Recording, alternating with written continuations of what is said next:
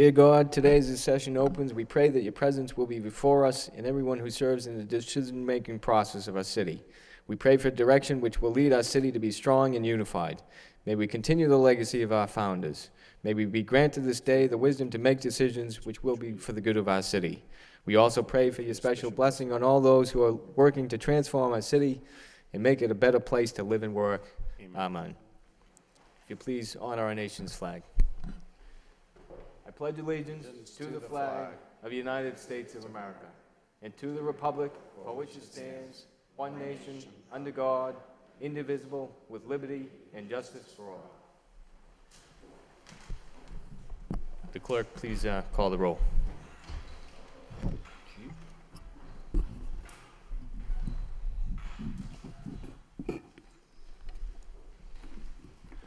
Council Nguyen. Here. Council Broderick. Here. Council Elliott. Here. Council Kennedy. Here. Council Laurie. Here. Council Martin. Here. Council Mendonça. Here. Council Mercia. Here. Mayor Murphy. Here. 9 present.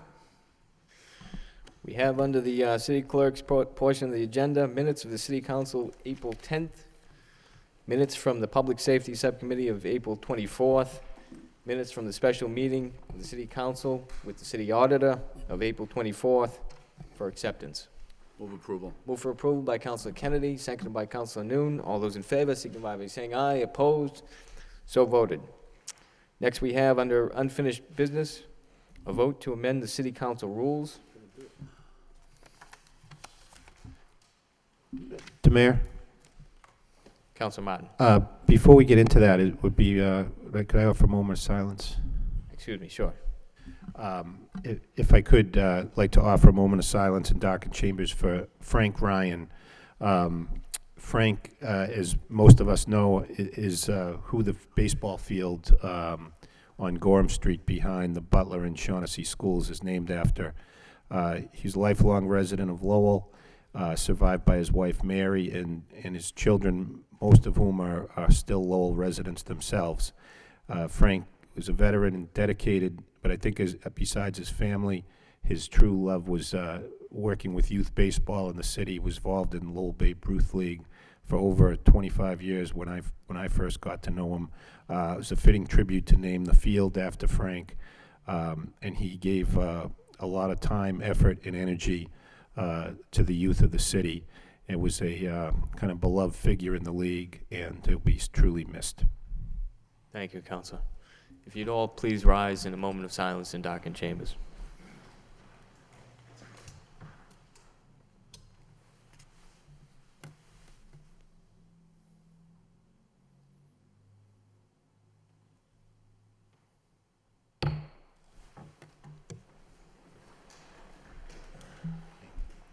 May he rest in peace. Under unfinished business, we do have the vote, in city council vote, to amend the city council rules for the city of Lowell as submitted to the city council at the April 10th, 2012 meeting. Be it voted by the city council of the city of Lowell by a 2/3 vote as follows: that the city council rules are amended by adding additional language and deleting certain language in accordance with attachment A attached hereto and made a part thereof. A motion to waive the full reading by Councilor Kennedy, seconded by Councilor Noon. All those in favor signify by saying aye. Opposed? So voted. Second reading by title, in city council vote, amend the city council rules for the city of Lowell as submitted to the council at the April 10th, 2012 meeting. What's the wish of the council? Move approval of the city council rules as amended and the report of the subcommittee, Mr. Mayor. Second. Motion by Councilor Kennedy, seconded by Councilor Mercia. On the motion, Councilor Mendonça. The only change that I have concern about is in Rule 5A, subcommittee meetings. And the last sentence says changed to said meetings shall be held on an as-needed basis and may be televised. It was previously shall be televised. I think it's still important that we continue to have them televised whenever possible, and I would prefer that the may be televised remain shall be televised. Offer that as an formal motion. I'll make a motion. Motion by Councilor Mendonça, seconded by Councilor Laurie. No second? I- Anyone else on the, I just- seconded by Councilor Broderick on the motion. Councilor Kennedy.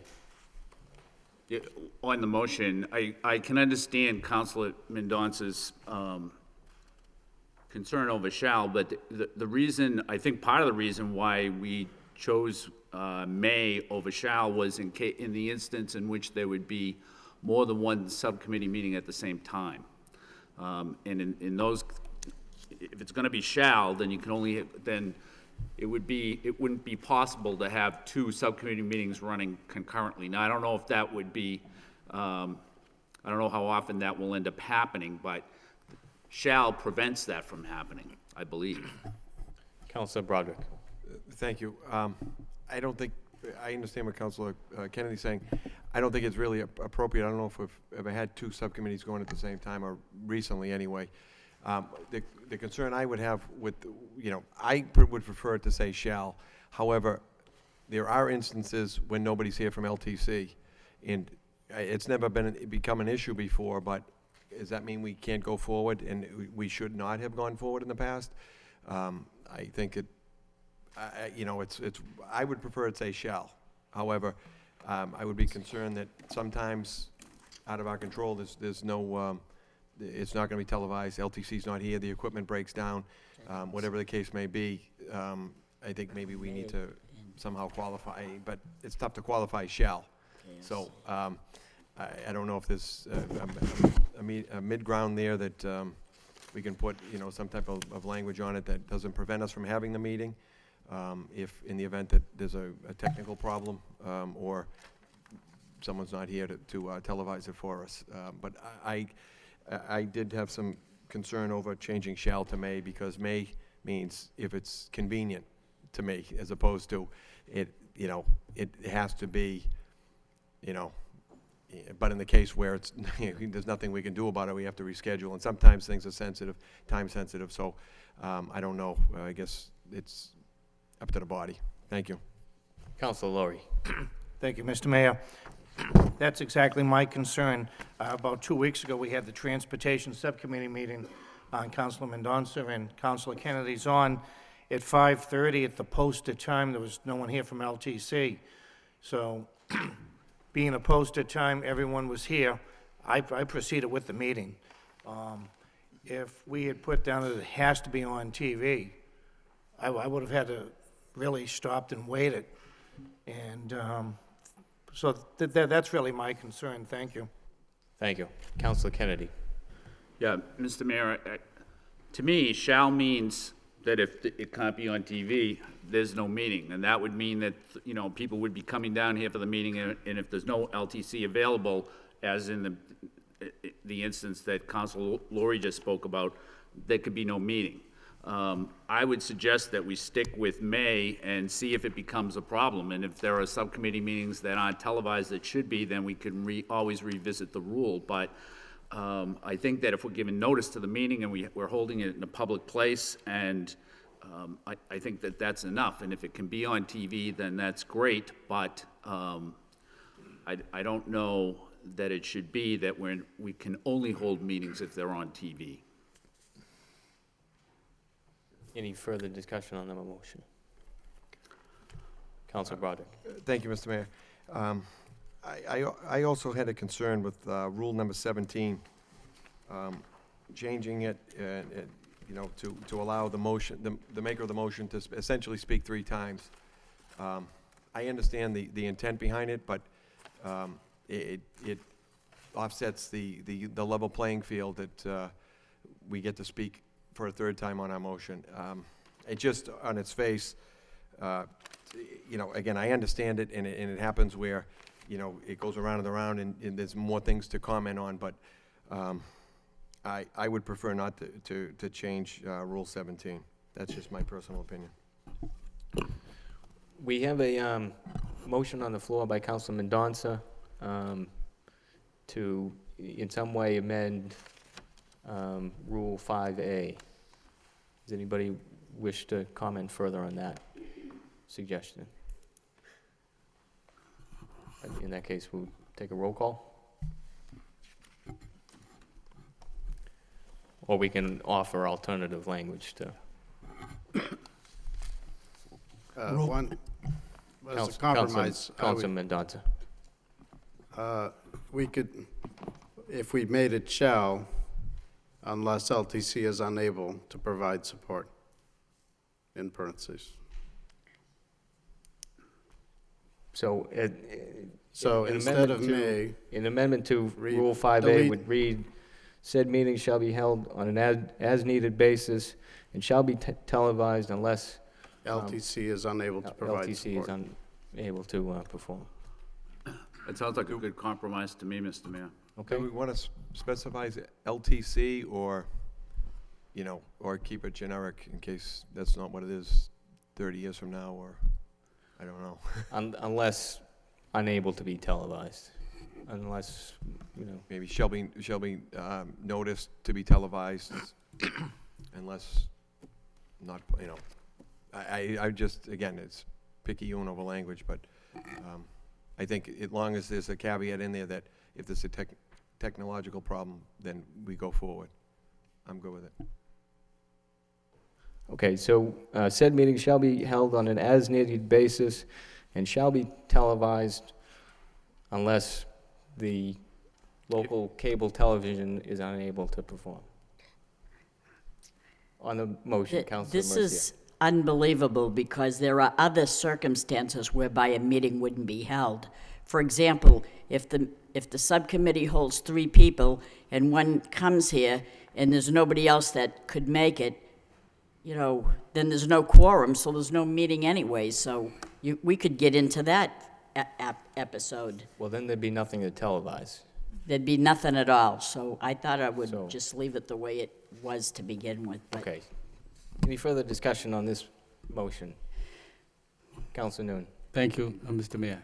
The compromise that Councilor Mendonca spoke of last is that the meeting shall be televised unless no LTC or local cable are around to televise it. I think that's a compromise on both grounds, changing from may to shall be unless. That way is prevent us from hosting a meeting and not being televised when the local access is around to do so. Any further discussion? Roll call on the motion As amended. as amended. Counselor Nguyen. Yes. Counselor Broderick. Yes. Counselor Elliott. Counselor Kennedy. Yes. Counselor Laurie. Yes. Counselor Martin. Yes. Counselor Mendonca. Yes, Counselor Mercia. I suppose so, yes. Mayor Murphy. Yes. 9 yeas. There was another question on Rule 17. Is there any further discussion on that? There's no motion. Well, could I, Councilor Elliott. I understand the intent of Rule 17. I even understand the intent of giving the maker of the motion the last opportunity to speak. But I think the rule has sort of outlived its use. More often than not, it's not abided by, and more often than not, it's applied selectively. I mean, last week we were having a discussion, and some members spoke twice, and sometimes 3 times and 4 times, which is fine. I think that's what this body is about. I think that's why we should be able to deliberate and speak freely and respond to questions and allegations and maybe things that are not even accurate.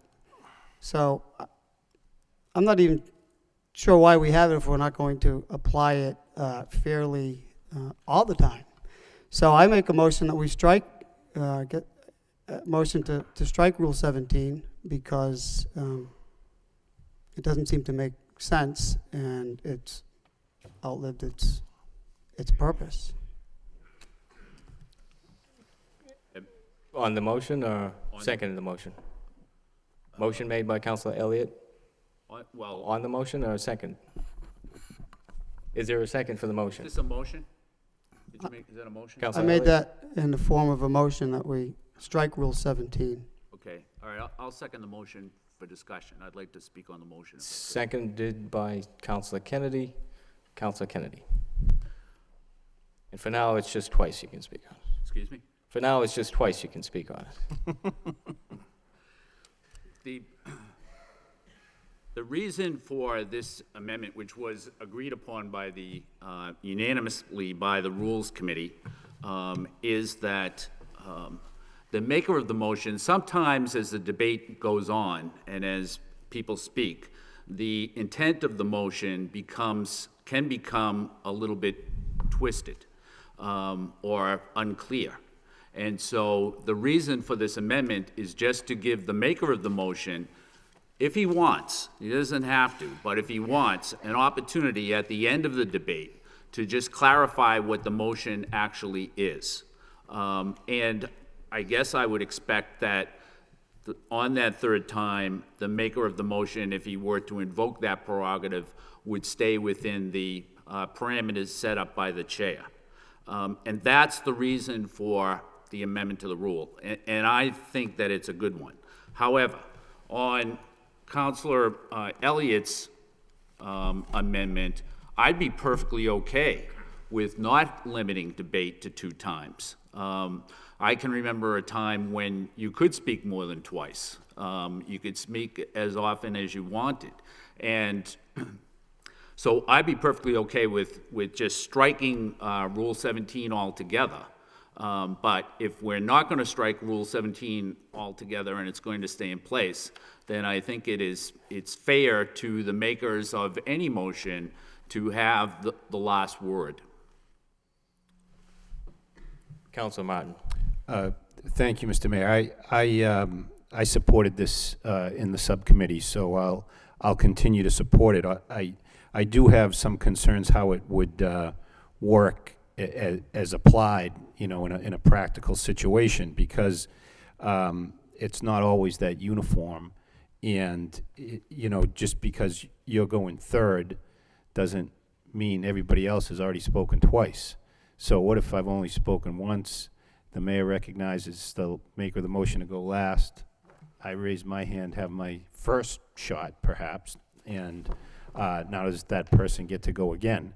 So I think, as this is applied, it's going to take some, just kind of monitor how this actually works, practically speaking.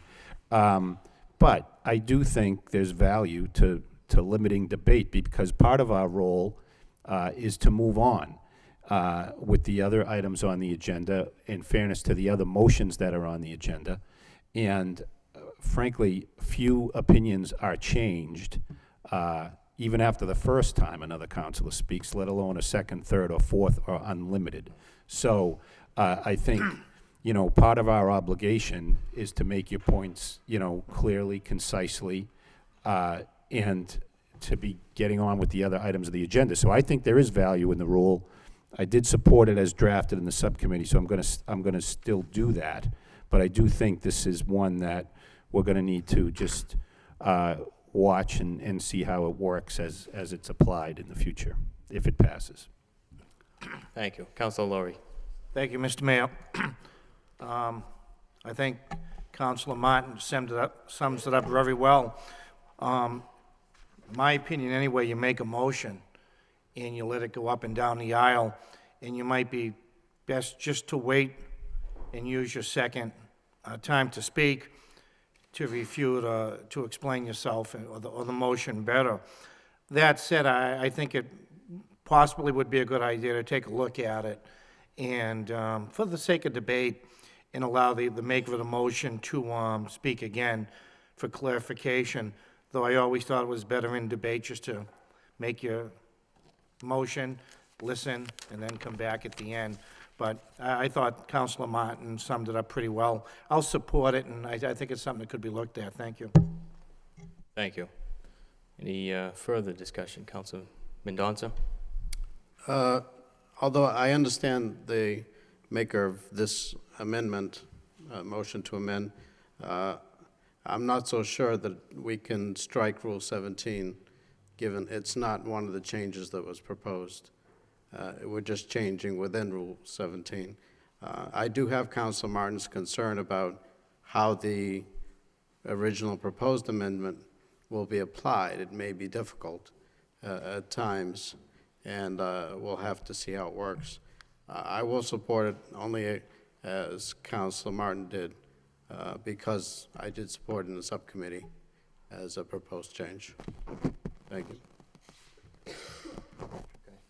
We recognize the city solicitor and then Councilor Lloyd.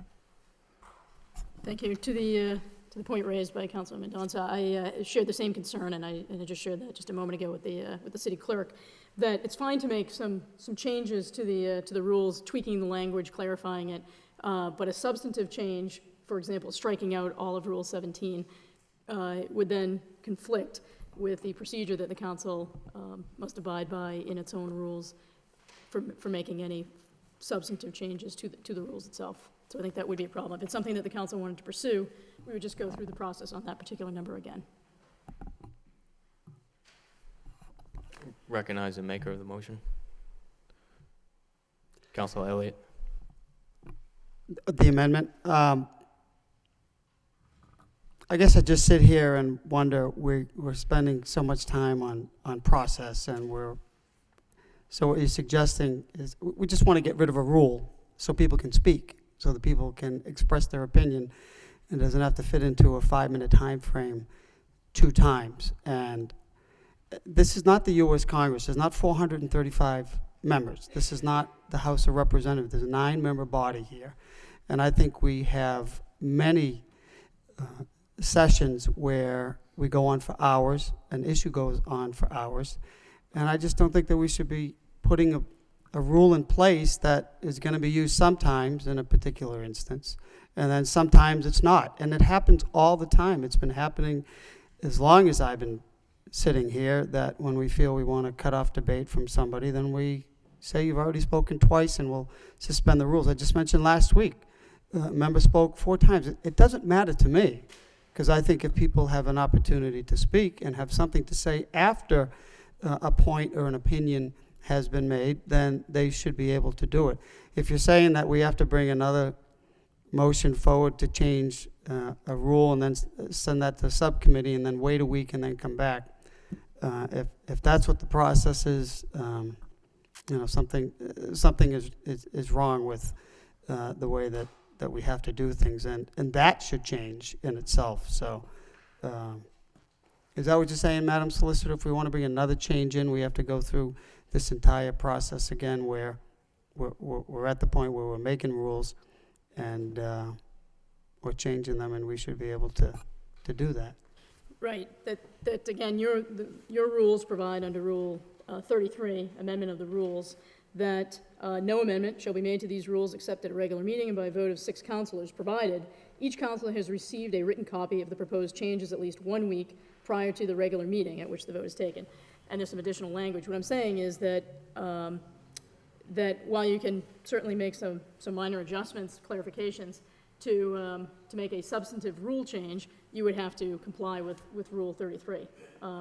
Otherwise, in this case, the actual change that's being, the proposed change that is referred to in Rule 33 has not been given to the council 1 week prior.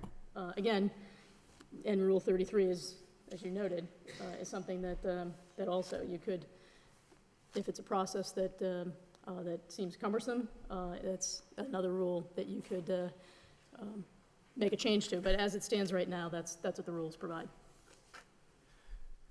I'd like to be able to respond, but I'm going to violate the rule because I've spoken twice already. Good to keep in mind. And I'd state just a fact of clarification from the chair, and that is that when the rules are suspended to allow people to speak, it's not to cut off debate, it's to allow for more debate. The other clarification I would make is that this rule grows out of hundreds of years of parliamentary procedure development, and comes straight from Robert's Rules of Order, meant to keep balance both in the weight that's given to a particular opinion, but also to of course, limit debate so that meetings run more smoothly. But that's certainly the intent behind this rule. Any further discussion on the, I don't know what the maker of the motion wants to do, whether you wish to withdraw that or to make that for a further. Well, I really shouldn't be speaking if, that's the intent and that's the history, correct? And this is exactly my point, Mr. Mayor. It's a rule that's not enforceable, and it's not enforced across the board. So I understand Rule 33, so I will withdraw the motion because there is no alternative according to the ruling from the solicitor. I think we have many more things to focus on, but I guess I made my point, and if I think it's important enough to revisit in the future, then I will have to file a separate motion. So I will withdraw the motion. So we're back to the original motion, which is to approve these. I don't know whether it's the wish of the body to consider these one by one or as a whole.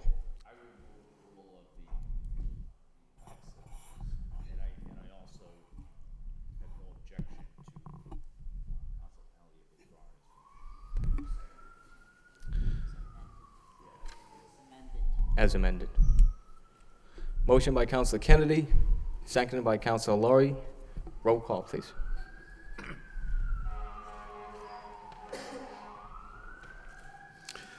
Counselor Norn. Approve, yes. Counselor Broderick. Yes. Counselor Elliott. No. Counselor Kennedy. Yes. Counselor Laurie. Yes. Counselor Martin. Yes. Counselor Madonza. Yes. Counselor Mercia. Yes. Mayor Murphy. No. 7 yeas, 2 nays. Pass. Next, Mayor? yes. I wonder if we could suspend the rules to take up a motion by Councilor Laurie, excuse Second. me, item number 32. There are Motion by Councilor Elliott to suspend the rules, seconded by Councilor Mercy. All those in favor signify by saying aye. Opposed, so voted. We have a motion by Councilor Laurie to request the city manager have proper department report on the feasibility of running a sewer line to the Lowell Youth Soccer Facility. Seconded you, Mr. by, Mayor. second. seconded by Councilor Mercia. Thank you, Councilor Mr. Laurie. Thank you, Mr. Mayor. It was a motion I filed this week. There's been some discussion on the facility out at the soccer field, and I guess presently it has a septic system, and there's been some discussion if there's some problems. And, thinking about this, I came to the conclusion, looking at some of the other parks across the city, many of them have these facilities where they sell snacks and they have restrooms. And to my knowledge, they all have sewer hookup, every single one of them that I know of. 2 that don't? 3. And so considering we have done it in the past for the others, and just the sheer number of people using the facility, and I don't know if Councilor Elliott's chairs he's head of there's 400 families, 500 families, I guess, involved with soccer. And just the sheer numbers, am I right with that, Councilor Elliott, about 400 families? You got to double that, 800? plus. 800 plus. So you look at the number of people using the facilities. Are they adequate? I believe the city or the league does rent it out in the summer, or the city does, we get revenue. I looked at this and I said, it's tough because, first of all, it's a request for the feasibility study, how much it would actually cost. But I looked at it as really an investment in the city. To me, comes a point where you're spending wastelessly or you're investing. And to have a facility that well-used, maybe it's a good investment for the city. You know, if there's 800 people using it now, I think really the real key to the motion is what's going to be there in 10 years, if it's another 800 families. This is a continuing progress that we're going to have there. And I think it's something that will attract people to the city. You know, you get an old city like Lowell, and you're going to survive by attracting new families, keeping families who are here in the city. And that's how you have a city survive. And so I looked at this as an investment towards what we have in the city for the facility, and that's why I made the motion. Thank you. Thank you. On the motion, Councilor Elliott. I wonder if we could suspend the rules. There's some folks here that would like to speak on it from the executive board, and they didn't register to speak. So Motion by Councilor Elliott to suspend the rules, seconded by Councilor Broderick. All those in favor signify by saying aye. Opposed, so voted. I don't even know when. If you just state your name and address for the record, please.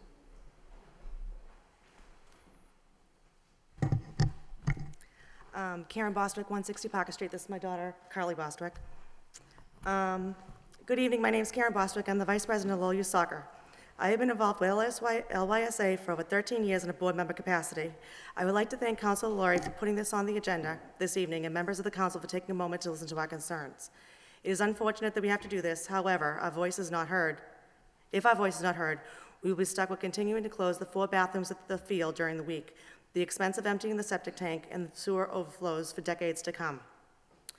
LYSA is the largest all-volunteer organization in the city, and we've had thousands upon thousands of kids play soccer in the past 30 years. Those who volunteer for LYSA do so for the sole reason of our children and the children of the city of Lowell. We do this to give back to our community.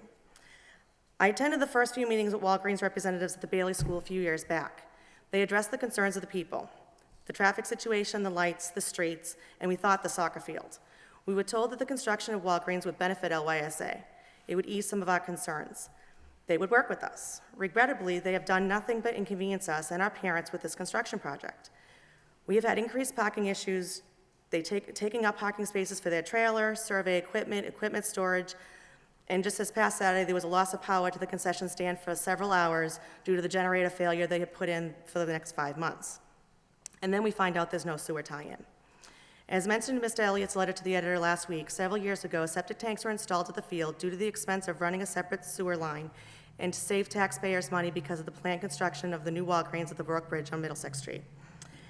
There are literally thousands of people that go to the field each week and each weekend. We have been told that hooking up the bathrooms to city sewer is a wish list item.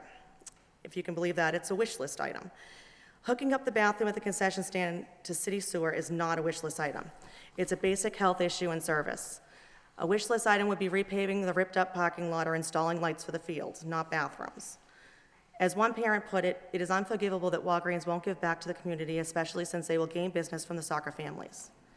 This is a city field, not an LYSA field, and the upkeep is done by volunteers. We clean the bathrooms, we empty the trash barrels, we pick up the trash, we fertilize and seed the field. We line all the fields, we buy the soccer goals and equipment, which we also allow other organizations to use who permit the fields to use without charge. We give scholarships and recycle uniforms, and we don't charge families that cannot pay. We have close to 900 kids that play soccer not once, but each of 2 seasons. That is 1,800 kids that are at the field most of the year. It is rather sad for all our taxpayers, all our parents and taxpayers do for the city. We have to be here essentially begging for a sewer tie-in. We realize that hooking up 4 bathrooms to city sewer may not be the full responsibility of the city of Lowell, but we need their support of the city to help resolve the issue, not just for our children, but for the children decades to come. Last year, we emptied the septic tank maybe 5 times, and it doesn't seem like much, but the bathrooms at Edwards are only open for 1 day a week for 7 hours, on average. So on average, for every 24 hours of bathroom usage at Edwards, septic is emptied. This is why we only have the bathrooms open on Saturdays. The field is actually in use 7 days a week with U16 and U18 games on Sundays and practices with teams each weeknight for approximately 3 hours each night. If we were to open the restrooms daily, we would easily triple the number of times the septic would be required to be emptied over a 16-week period. It would end up being just about weekly. As you can see, a sewer hookup is a need for which needs to be addressed. Lowell Youth Soccer had a petition this past weekend that was signed by over 350 people in favor of the sewer hookup for our bathrooms. I'm here as a representative of over 825 children registered this season alone to plead with the City Council to further investigate the situation with the sewer hookup and the construction of Walgreens and help rectify the promises made by both the city and the developer to LYSA and its representatives. Promises were made and now being left broken, and those who pay the price are our children, our grandchildren, our friends, our neighbors, and the taxpayers of the City of Lowell. My daughter has an email that we received from a parent. Lisa Gillis, 40 Brunswick Street, Lowell, Massachusetts. Please add my name to the list of people requesting, pleading with both the City Council and Walgreens to ensure that this issue is resolved as soon as possible. The fact that hundreds of children plus hundreds of voting parents do not have access to bathrooms every day the fields are used is disappointing, to say the least. More disturbing is the fact that soccer is one of the fewest sports in Lowell in which diversity is celebrated, and every family in Lowell is welcomed, regardless of financial status. Soccer is the most affordable sport in the city, ethnicity. Lowell Youth Soccer is not only the most diverse of all the leagues in Lowell in terms of players, but also in terms of coaches, or personal history. New immigrants play side by side with sixth-generation Lowellians.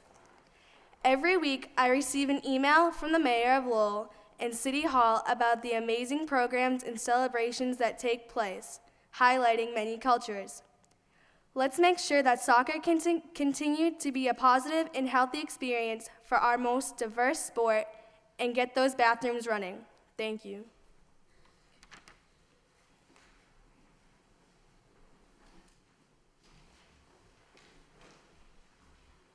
Good evening. Raymond F. Martin Jr., 1234 Gorham Street, Lowell. I know back a couple weeks ago after Rodney sent that letter out to the editor, I placed an email to yourself, Mr. Mayor, and the councilors, and I got one response from Councilor Laurie by phone call. And as a concerned parent and a volunteer, I think it's unsanitary that the kids can't use the bathroom. Doesn't matter how old they are, anywhere from 3 years old up to 18 years old. We have a lot of parents come from other towns too, just on Saturday, like we said with the petition, and they could not believe, saying what a nice facility we have, what nice people we have in the concession stand and throughout the field, and we can't use the bathrooms throughout the week. Now with the porta potty situation, right there, that's unsanitary. Because like a septic system, we don't have Action King coming in, cleaning that out every day. Unfortunately, myself, I did place a call to Walgreens corporate headquarters, and I got the runaround. Hopefully, it will go upstairs to them, I was told. Unfortunately, I haven't heard anything back. And asking them to be a good neighbor, along with the City of Lowell. I just think the City of Lowell should be pressing the issue with Walgreens to try to tie it in, even if it's the cost has combined. As I looked on your request earlier for the transfer of $12,000 to the cemetery for repairs of approximately 50 stones. I think that $12,000, it's a great idea, but none of these kids had anything to do with that. When I'm thinking in the long run, 30 years from now, hopefully my grandkids are playing there. I hopefully many years have kids that play in the city sports in Lowell like I did when I was a kid. But I just think the unsanitary conditions, 10 years down the road, 5 years down the road, and who knows? Behind the restaurant over there, it's just a bunch of junk, trees that should be taken out, and maybe a nicer parking lot for the Lowell Youth Soccer Association. But the bathrooms are the main reason. Just hopefully you guys will understand our concerns as parents and volunteers. Like we say, we are volunteers. Everybody's out there volunteering their time. Hopefully you will listen to us and help us out. And thank you. Have a good night.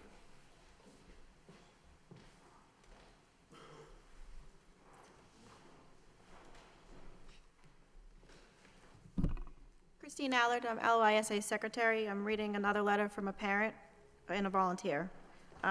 It's Robert Omiani, 23 Whitney Ave, Lowell. Mr. Mayor and Honorable Councilors, my name is Robert Omiani, and I'm a resident of this great city. I am a volunteer with Lowell Youth Soccer. I coach under 14 girls, those between the age of 12 and 14. I am writing to testify to you how the lack of restroom facilities during the week at Edwards Fields impacts us. We practice on Wednesdays and Fridays from 5:30 to 7. The problem we currently have is that often when the girls need to go to the bathroom, I have no place for them to go. If they are really pressed, we would break for them to go in groups across the street to the donut shop or Pizza Hut or whichever store would let them use their facility. This often takes about 20 to 30 minutes off our allotted practice time. The alternative, which is to refuse them going to the bathroom, is not healthy. Therefore, I urge you to consider the motion that has been tabled before you.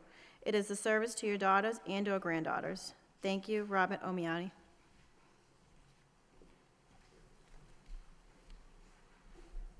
Anyone else wishing to speak in favor of the motion?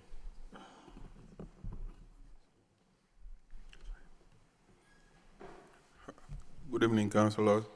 I'm a parent in Lowell, and my sons play soccer, and also I'm a volunteer at the stand there. So I was really amazed when yesterday I went with my son to play soccer. Then he wanted really to use the bathroom. And actually, I didn't know that the toilets are locked. So I went over there to touch it. It was locked. So I had to rush him across the street. And I really, what really caught my attention very much was that there is a sign there that actually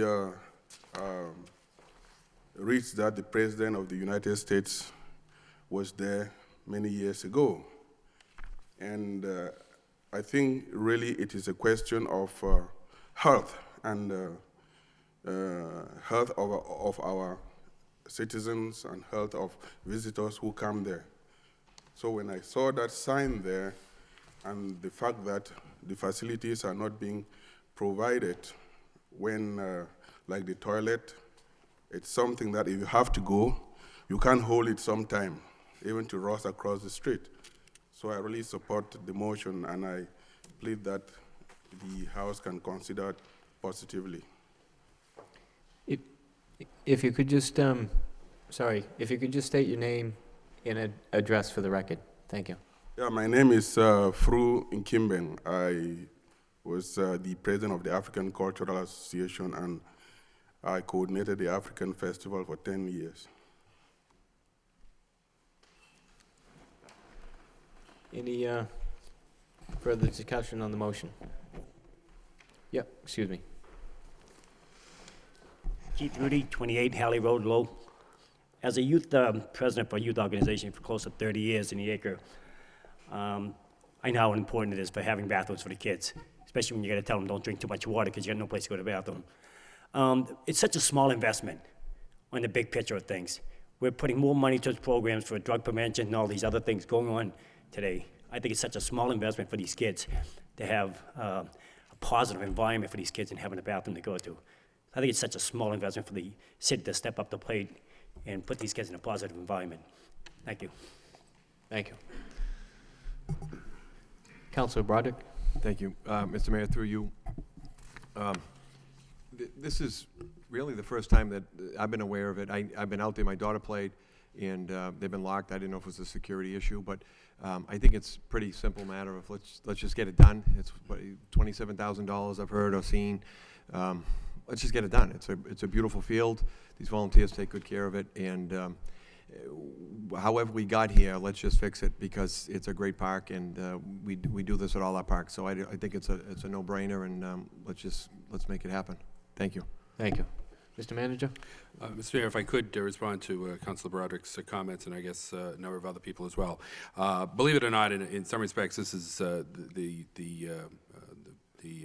dialogue over this issue over the last couple of weeks was really the first the city administration has really heard of it as well. There was some talk at, apparently with the Lowell Youth Soccer Association going back a year or so ago with the developer of the site. The city were the ones who actually installed the septic tanks at the facility, and I know that we allow the septic tanks to be pumped out and brought to the wastewater plant and treated without charge. I believe the hauler donates those services as well, so I don't think it really rose too much on people's attention. The planning board, when it went through the process a little over a year ago, did receive some input from people regarding the project, particularly people in the neighborhood, but also the Youth Soccer Association, that raised a number of issues regarding traffic and parking and drainage, and much of that was being addressed, and this did not rise to the occasion at those public hearings. So, but when it did come to our attention back in February, we had some communications with the Soccer Association, and it wasn't clear that, frankly, how big an issue this was. But with the dialogue over the last couple of weeks, and staff has already begun meeting to talk about the process of addressing the issue. We really can't. We're not in a position where we can have the developer do it. But the city is looking to take the necessary steps to connect it. We do see some value there, even though there's no, it appears there's limited costs right now to the current setup.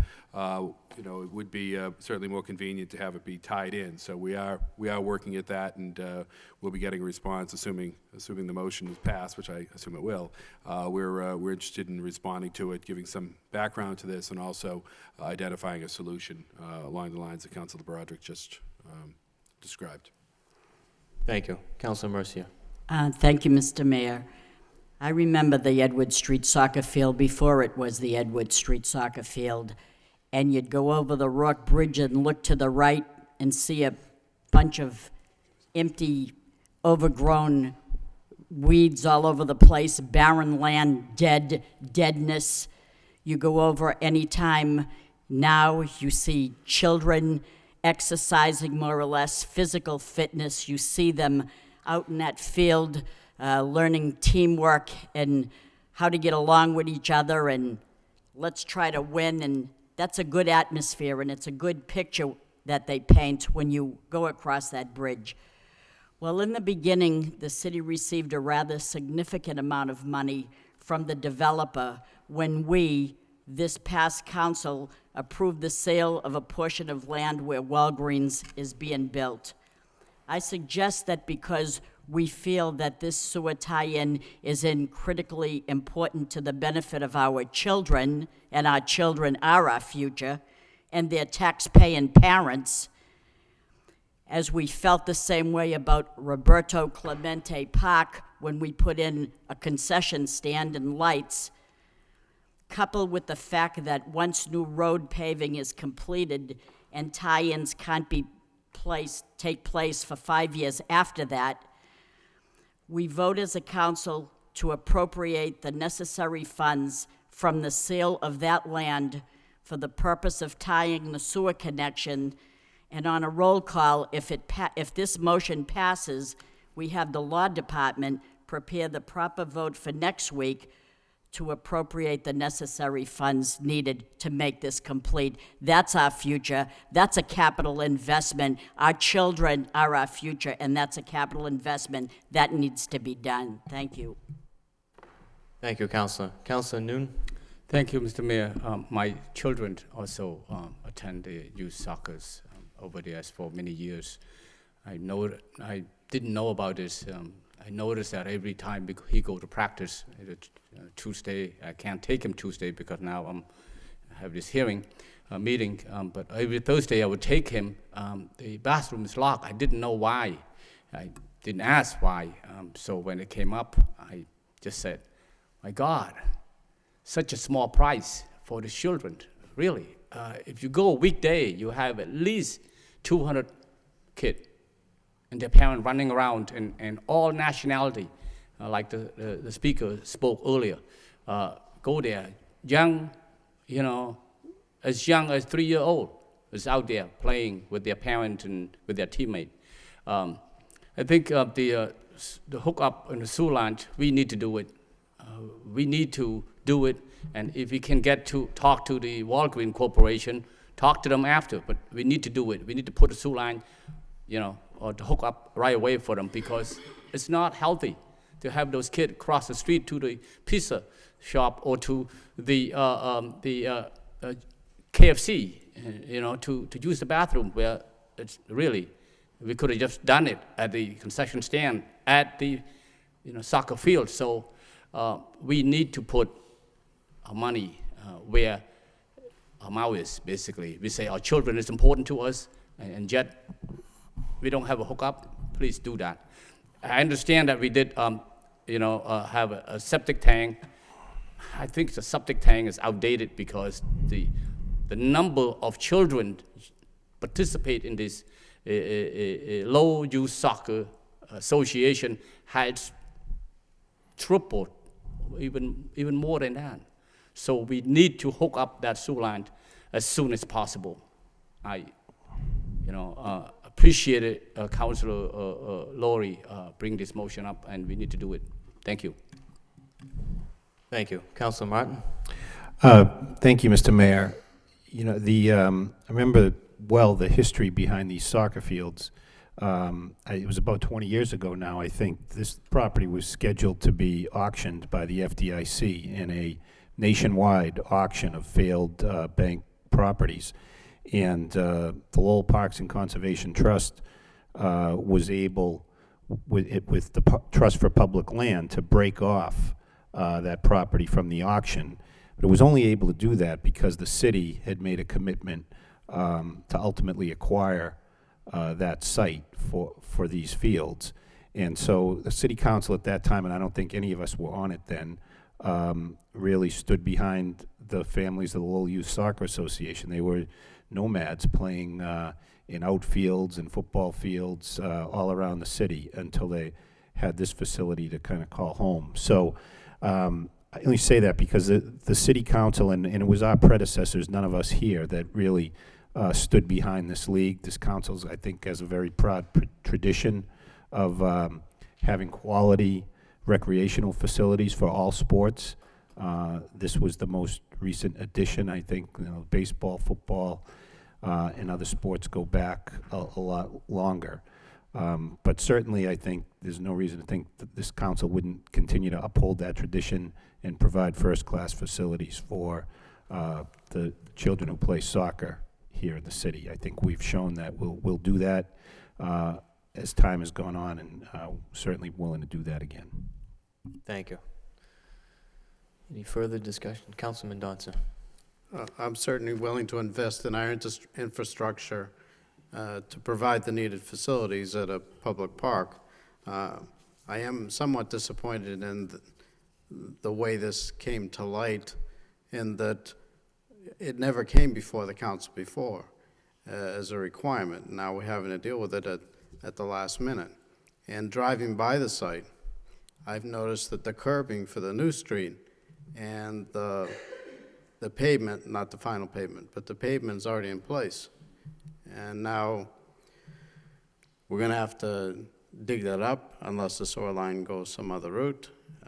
And that'll all have to be redone, and I'm not sure of the added cost of that. So, I mean, as far as the motion goes, I'm going to support it. I'd like to see the feasibility and the cost of getting this done, and to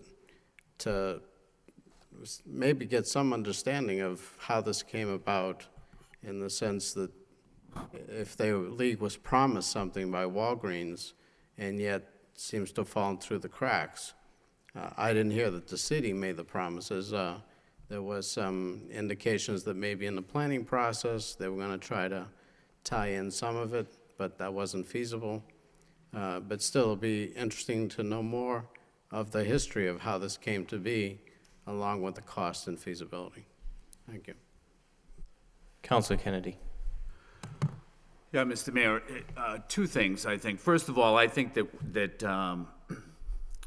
I think the sewer tie-in should be done. I think we should just move forward and do it as soon as possible. There's a lot of people that are using that facility, and it just should be done.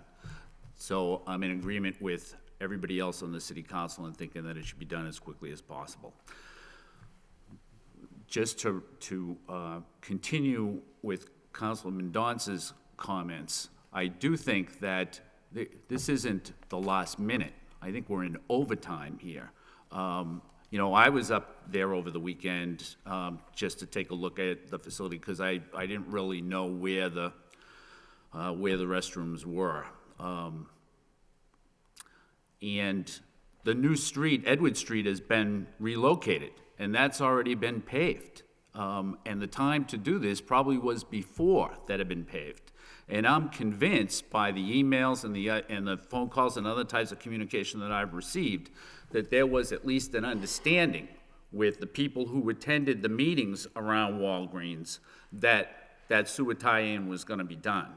Now, you know, what happened to it, that's a separate thing. And I don't want to dwell on that, but it isn't like this is just coming before the city council now and nobody knew anything about it. I wasn't on the city council before when this matter came before the city council, but I'm convinced that there was dialogue around the sewer tie-in for that field and for those restrooms. Now, those restrooms were, my understanding at least, is that those restrooms were paid for by the soccer association. So they've already put out a substantial capital investment, and all they're looking for is the tie-in. Now, Walgreens, apparently presented the perfect opportunity to do that because the street was going to have to be moved, and all it was going to have to be done was the street was going to need infrastructure. Now, if that sewer tie-in hasn't gone down Edward Street as relocated, then all Edward Street is a glorified driveway, which is probably suitable for the developer because my understanding is that there's only one house left on Edward Street and that Walgreens has made arrangements to eventually purchase that property. So I can understand that part of it, but what I can't understand is how did the ball get dropped? And I don't want to dwell on that. I'd much prefer to let's just get it done so that the restrooms can be open all of the time there. Thanks. Councilor Laurie. If everyone else is done, I just want to thank the council for taking this motion under consideration. I want to thank the families for coming forward. They collect some signatures, some emails, and support. I've been only on the council 3 months. I don't know what talks have taken place, but I'm very proud tonight to bring this motion and have this council step forward and just say we're going to do it. Again, this is an investment. There's 800 families now, according to Councilor Elliott, 800 plus who are using it. In 10 years from now, hopefully 1,600 plus will be using it. It's an investment that will serve the city, and I think it shows support from the council and the administration that we're going to do what's ever really necessary to make Lowell a livable city and to continue forward. Thank you. And if I can present the signatures. Thank you.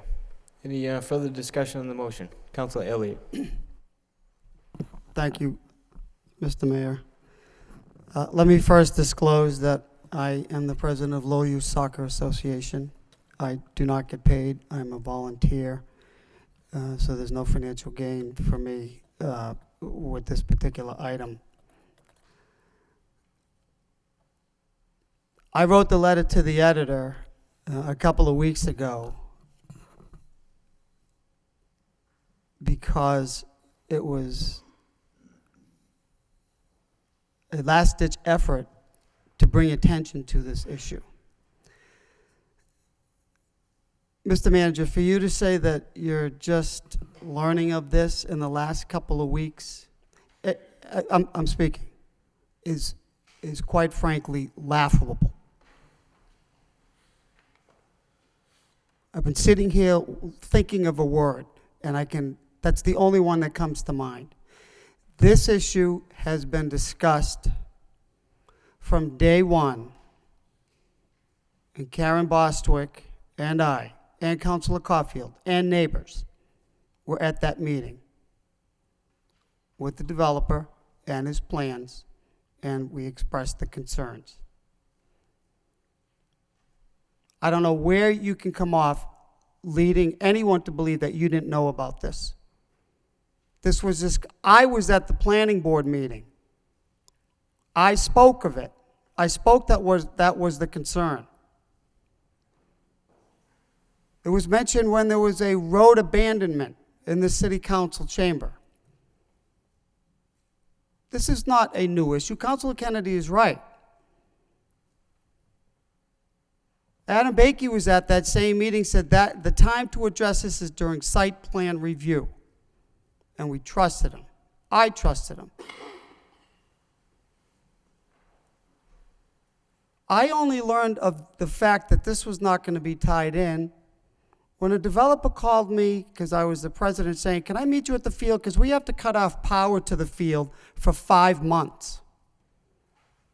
And we need to put a temporary generator in for 5 months for the field and for Mr. LeBlanc. 5 months. I met him there. Okay, we understand. That's the way it is. You can't get National Grid to put the poles in till the road is done. Great. When are you going to do the sewer tie-in? And he said, that wasn't part of the plan. We're not doing it. Those discussions took place. That's the only thing that the soccer league wanted. The developer came to the previous president and said, look, we want to work with we want to work with the soccer organization. We have a budget that we can spend, and we'd like to contribute something to the field. We didn't want anything. We just wanted the sewer tie-in. That's all. We didn't want new lights. I mean, we liked lights. We'd like a parking lot paved. But that was it. So my letter to the editor was because the city let us down. The city let this youth organization down. And now it's time to do it. The road is paved. The drainage is in. They're closing the road soon. There were many opportunities to do this before, and the city should have thought of the way to do it. Because you're right, we can't require the developer to do it, but we required them to do so many other things. And considering it's a multi-million-dollar project, I'm sure, as the developer came to the previous board and said, look, we want to work with you. What can we give back to the community? What can we give back to you? And lo and behold, nothing. The problem with the septic tank, it is a septic tank, Mr. Manager. It's a holding tank. And at the time when Lowell USACA paid for the construction of it, the elevation was as such that there wasn't gravity flow. But the plan was a Walgreens is going in, and at that point in time, that's when it should be addressed. Whether the city paid for it or the developer paid for it, and I firmly believe the taxpayers of the city shouldn't be paying for this. Because Walgreens, I'm sure would have, Walgreens would have done this. It would have cost $50 a foot to do it when the trenches were open versus now. What I would like to know in the future, Mr. Backey can probably tell us, how much did it cost for the other improvements? Traffic improvements? Absolutely. There are some drainage requirements. I'm not sure why. Actually, I do know why. One of the issues was drainage. They want to take up what few parking spots there are out there for drainage. We can't afford any parking. There's no parking to begin with. I don't understand the plan. There's underground storage. There's a swale that runs right to the river. Not sure why it's that certainly served the purpose before this project was being put in. So the point is, you say, well, it doesn't cost the league anything. It shouldn't cost the league anything, Mr. Manager. Why should it be the responsibilities of the league who's running a program for the city kids on a city field with city park? And by the way, that concession stand is not the property of Lowell USACA. We paid for it. We built it. We have to come to the city every year for permission to use it. It's city property. So yes, over the last several years, we've been bumping along. We closed the bathrooms because they overflow in the middle of a busy soccer day because there's no gauge on it. There's no alarm. Hoping and praying, when is this problem going to go away? Luckily, we have a person that donates the truck. But beforehand, They did not, and the league paid. And it's over $1,000 every time it has to be emptied. But I don't know how long Action King is, and I don't mind saying, I don't know how Action King is going to donate it, because it's 18.5 cents per gallon. It's a 5,000-gallon tank. The math is simple. It's $9.25 just to dispose of it. And the city doesn't charge to receive the septics. They shouldn't. They don't charge any other league.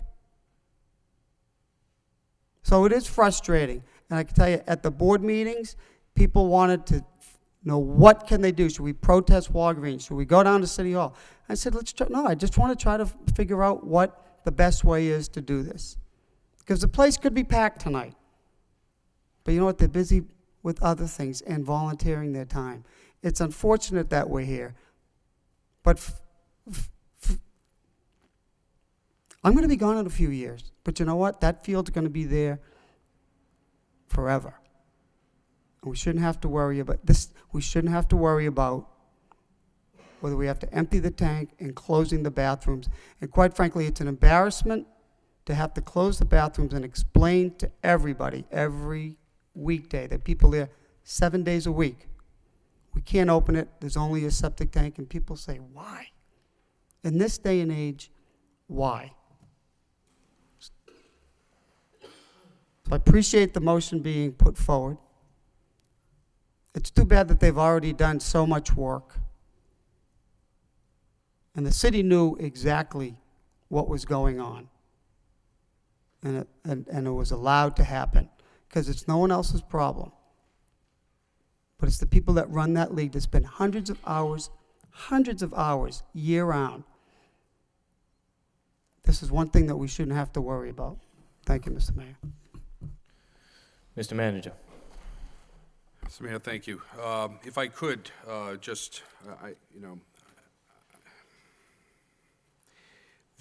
did indicate that the administration became aware of the extent of the issue in the last couple of weeks. I'd also indicated in my comments that we really learned of the problem back in February, Counselor, when you sent an email, and we advised you that, in fact, you were under the understanding, understandable or not, you were under the understanding that it was not being connected to the sewers. I think it makes sense to connect to the sewers. I've said that. The city did invest. The city has been a supporter, as Councilor Martin has indicated, and obviously that predates everyone here. The city made the fields available to the Youth Soccer Association. The city bought the land and made it available. The city paid for the septic tanks back in August of 2006, well before Walgreens or the developer ever thought about doing something out of that site. The city, in fact, supported the Lowell Youth Soccer Association and helped build the refreshment stand, as you well know. The city allocated funds, almost $70,000, or perhaps in excess of $70,000 for an irrigation system. The city has been very supportive. When I say the city, I mean the city under my administration has been very supportive of the Lowell Youth Soccer Association. We continue to be very supportive of Lowell Youth Soccer Association. It's a wonderful organization that does great things for the youth of the city. But to say that the city, and to say that the city is not supportive, the city administration is not supportive, is very unfortunate, because that's not the truth. And the record shows that, in fact, the issues that were raised by people at the planning board meeting had to do with drainage, traffic, and parking. Now, I was not at that meeting. So, Councilor, if you were, I know you were at that meeting. And if you say that there was, I don't know if anyone wants to go back and look at it, I want to move on. I just want to get this thing done. But I think there has to be some honesty here and some truth to what has happened. And when we were notified in February that there was not going to be a connection, that's when I reached out and said, what are we talking about here for the cost? And I was advised it was about $27,000, which seems like a very large amount of money to me to connect up a sewer. But apparently it needs a grinder pump or some type of pumping system, and that's what adds to the cost. So, we were kind of waiting to see how big an issue this was for the Youth Soccer Association, because in fact, the septic tank, we keep records. By law, we have to keep records of when septage is brought to us. And it is brought to us, since it opened in 2006, the tanks are pumped and brought to us 3 to 4 times a year. Typically in April, at the beginning of the season, June at the end of the spring season, September at the beginning of the summer season, at the fall season, and towards November. But again, and we have all the dates, and we know what we charge. We shouldn't charge. Nobody else pays, we shouldn't. I just wanted to be clear on that, the people thinking that the Soccer Association was being sent a bill by the city or by a hauler is simply not true. And again, our interest is in getting the thing resolved. The extent of it, though, if it had been communicated. Now, my administration, me, is constantly criticized by certain individuals as not communicating. But if people would communicate with us, we would be able to address these problems. But it seems to me that there's more value here in politicizing this at the poor expense of the parents and children that use that facility. The administration stands ready to come forward. Councilor Mercia, your idea about utilizing those monies was exactly what we were looking at. Assistant Manager Bakey identified those funds for us. It's exactly what we were looking at to do it. But I can't sit here, part of me wants to sit here tonight and just say yes, yeah, yeah. But I'm not going to sit here and have the administration and myself cast in a way that we don't support the children and we don't support youth soccer and we don't, we've got some type of, tin ear to this whole issue. That's the story on what's happened here, and we are going to put in the sewer line. We are going to get it done. It is unfortunate that it was done this way, but that is the reality that we're facing right now, and that's all I have to say on the matter.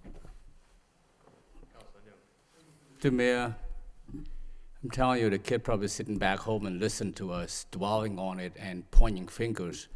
It's not get us anywhere. We are not a good example for those kids, really. It's not going to get us anywhere to point fingers.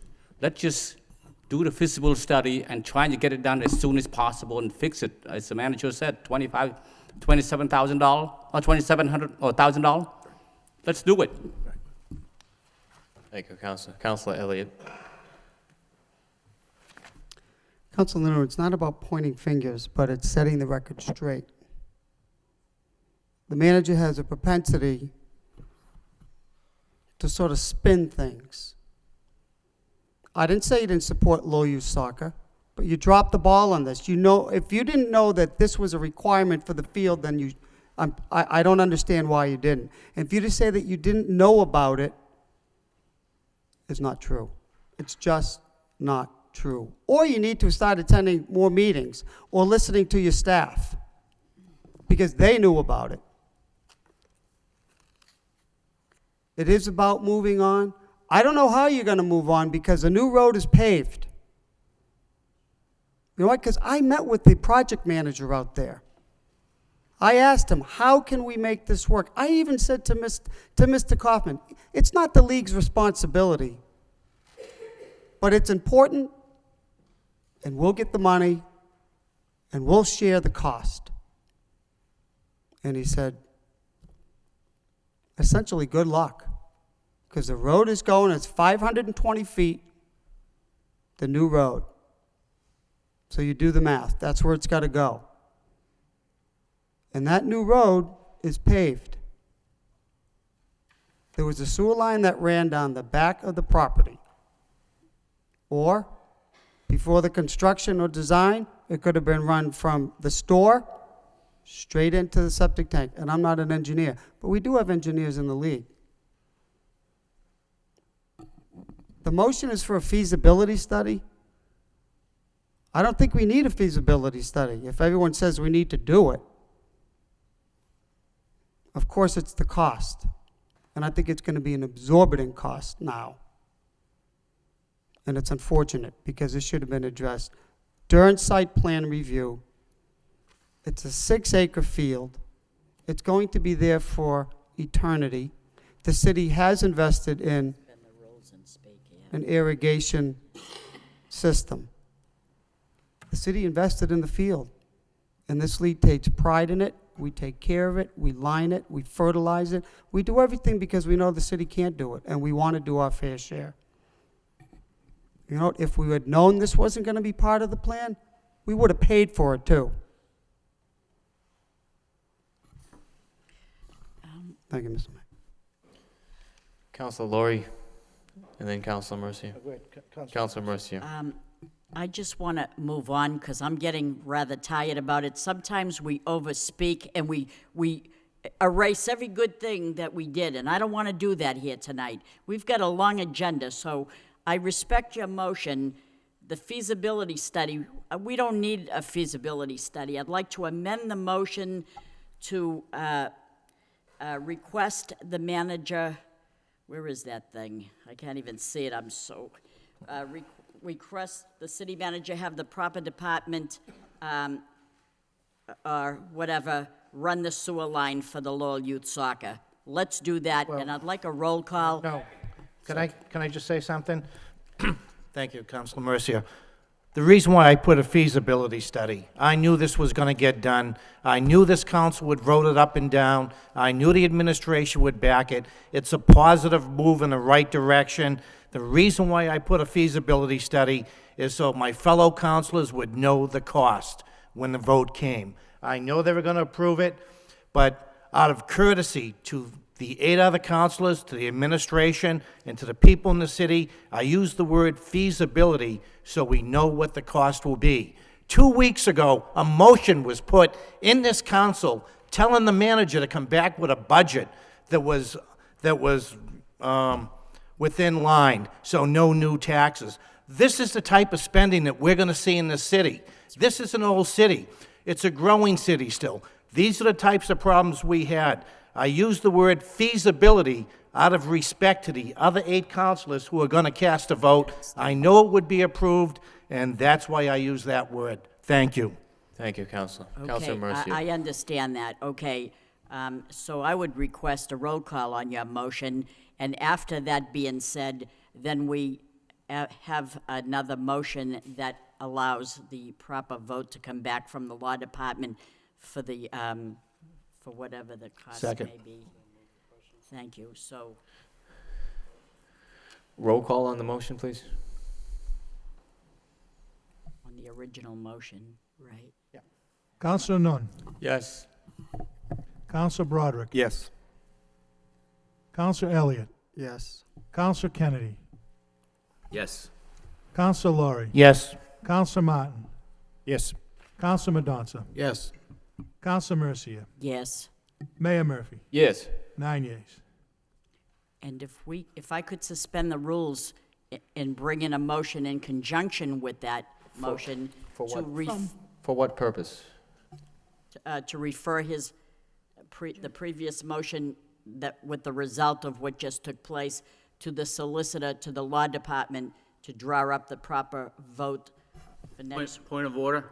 We just voted on Counselor Mercia's motion. No, we voted on the original motion made by Counselor Laurie. Well, Counselor Mercia made an amendment to the motion, and that was seconded By whom? by me. Oh, good, then there it is. Okay, I'll go with it. Roll call on the second, on, so that's it. Get the plow out, let's do it.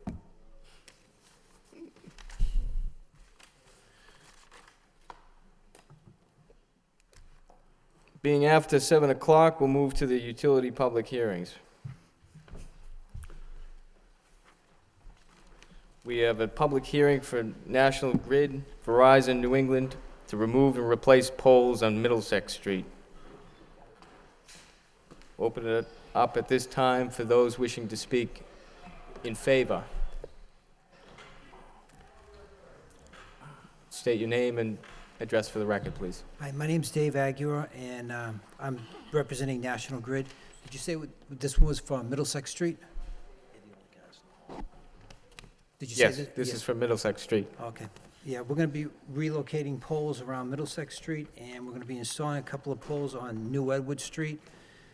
This is all because of the Walgreens, and the new poles at the end of Edward Street would be to support the soccer fields down at the end of Edward Street and the home that's still at the end of Edward Street. Thank you. Anyone else wishing to speak in favor? In favor? In favor.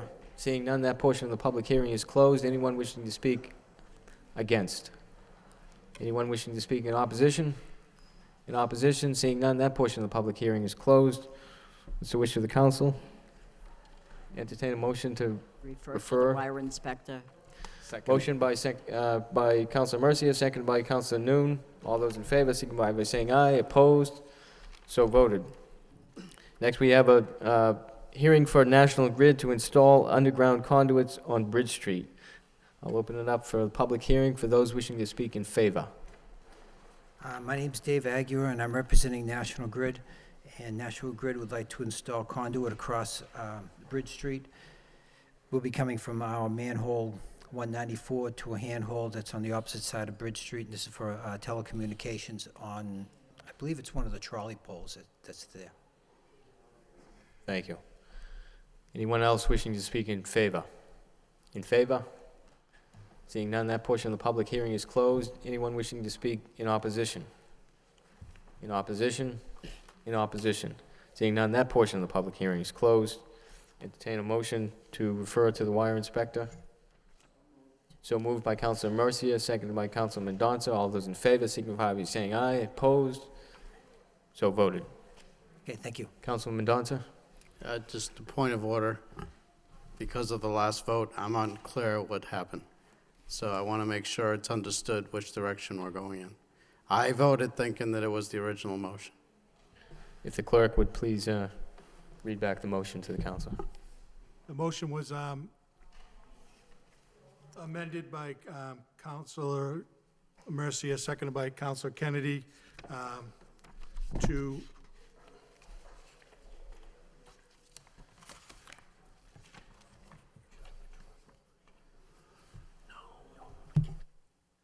have the manager request the proper department install the sewer line. And if that's the case, I'll change my vote to no for the reasons Councilor Laurie stated, that I'm not going to vote for something I don't know the cost of. Anyone else who was unclear about the motion? Councilor Elliott. How much is the cost? Mr. Manager. $27,000 is the number that the estimate that we were provided. Okay. Was that the number that was on the blog, and how did that come out so soon? Or do you have a report? Because I didn't see a report. How did you know that so quickly? Again, when you sent that email back in February, I asked the departments what we were talking for costs. I think I even said that I asked for the cost. I was told it was $27,000. That seemed like a high number to me, and I became aware that it needed a pump, a grinder pump or some type of pumping apparatus. And again, we never, after you received that, your response to that email back in February, you never got back in touch with us to say, well, let's move forward with it. You simply let it sit. So well, it must not be that, must not be that big an issue. So we knew the price. I let what sit? We're not going to reopen this for debate. I mean, if people are unclear about what the motion was before, and people want to change their vote based upon the new information that was just provided by the city clerk, then we can do that. Councilor Kennedy, point of order. Point of order, Mr. Mayor. I think it's irregular to change your vote after we've moved on to other items on the agenda. But that said, my understanding from Councilor Mercia's motion is the manager will come back with, will be back to the council with this, and at that time, he would have an estimate, a cost estimate of exactly what it will cost. So I don't really see, I mean, I have no objection if Councilor Mendonça wants to change his vote, but he'd get another shot at it next week. Are we prepared to move on to the next item? Yeah, let's go to number 5. Moving on to the city manager's portion of the agenda. Communication from the city manager, responses to city council motions and requests. Councilor Laurie. No, I was just, if I could, I have 2 motions in tonight, and there's people here waiting on these motions. And I think once 30 and 31, we could just go on, and there'll probably be no one in the hall. I don't want to tie people up all night. Okay, motion to suspend the rules by Councilor Laurie, seconded by Councilor Mercia. All those in favor signify by saying aye. Opposed? So voted. Moving back to item number 30, motion by Councilor Laurie, request the city manager report on the number of private contracts and the amount spent on selected departments. Second. Seconded by Councilor Kennedy. Councilor Laurie. Thank you, Mr. Mayor. Over the past couple of weeks, we know we're coming into the budget time, and there's been questions. How much did we save here? How much did we save there? And it costs a lot of money to run a city, and we know that contracts go out. And I thought this would be a good motion coming into the budget time to call for how much we're spending outside contracts, to let people really get an idea what it costs to run the city. And that was just something I thought, and I think it's a good motion. Maybe even with the school department, looking at what we give on private contracts. A lot has been made on the cuts we've made in the city, and but even though we made the cuts, work needs to be done. We made cuts in the cemetery department, the grass still grows, we have to spend money. And that was the basis of the motion. Thank you. Thank you. Any discussion on the motion? Mr. Manager? The only discussion, Mr. Mayor, that I would have, and perhaps I can speak with Councilor Laurie offline about this, but, you know, we literally have thousands of contracts. Right. And so we should probably work on trying to fine tune exactly what the information is that you're looking for. I mean, we have contracts that, you know, for all sorts of things, and I want to focus on the issues that you're most interested in. You know, just by way of example, I mean, we have contracts with people that maintain our copy machines, and I know that's when I put the original motion, I think, and it wasn't here, we were looking at electrical, plumbing, general labor, things like that, wastewater, just some ideas where, how much it really costs to keep the city up and going. Thank you, Councilor. Not all the different contracts, yeah. Any further discussion on the motion? Councilor Elliott. I don't want to belabor the issue, but I still don't understand what we're looking for. We're looking for, I mean, copiers require the city to function, and there's a copy contract, and I'm not saying I want to be looking at that, but what exactly are we looking for? Private contracts, is it coming into the cemetery department to do work, or what, to the maker of the motion? I just want to be clear what we're looking for. Well, we looked at, what I was looking at was how much we've basically spent on electricians, how much we spent on plumbers. Yes, the contract with the cemeteries, if we have to hire general labor. Those are the type of contracts I was basically looking at. And I think it gives a couple of things. One, it would really highlight how much it does cost to run the city, and two, it maybe give the administration and council of time to evaluate our needs down the line. If it's cheaper to stay in-house, if it's cheaper to go out, but that would be up to the administration as time. That's not my role. It's something the administration would do. I mean, we have contracts for solid waste removal. We have contracts for recycling. We have contracts for... Mr. Manager. I just think we need to narrow the focus for the city manager. I think I just narrowed the focus down. I said electrical, plumbing, wastewater, and general labor. It's going to count for my second time. No, you have plenty of time to speak on this. I just think we need to narrow the focus for the manager so he's not spending... I withdraw the motion. Thank you. I withdraw the motion. I seconded the motion. You can't withdraw the motion without it being, unless I agree, so if I could try to be... Hold on just a moment. Mr. Mayor? Councilor I have the Kennedy. floor. Does Councilor Elliott have the floor? Are we withdrawing a motion, or what's happening here?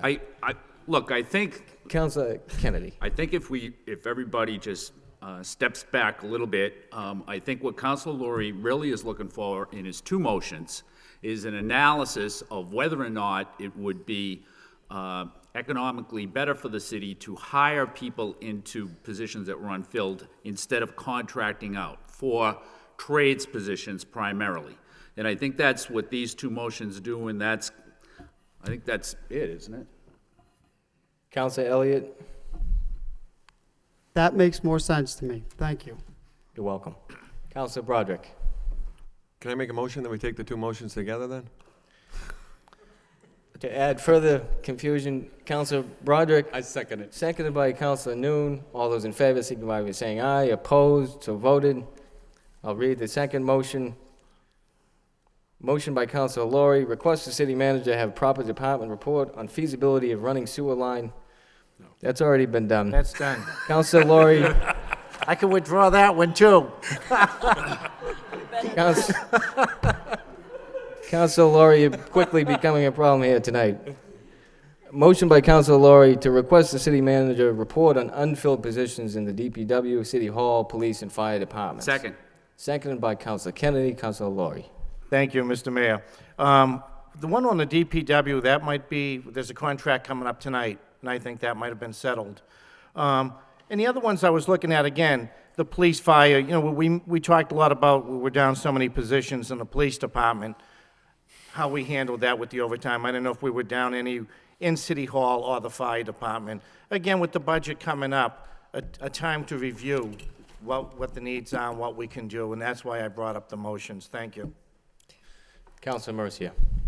Now, I'm a little bit confused because I thought we suspended the rules to bring all three of these the next two motions in because people were here and they were going to speak, and I don't recall anybody coming to the podium. Where are these people?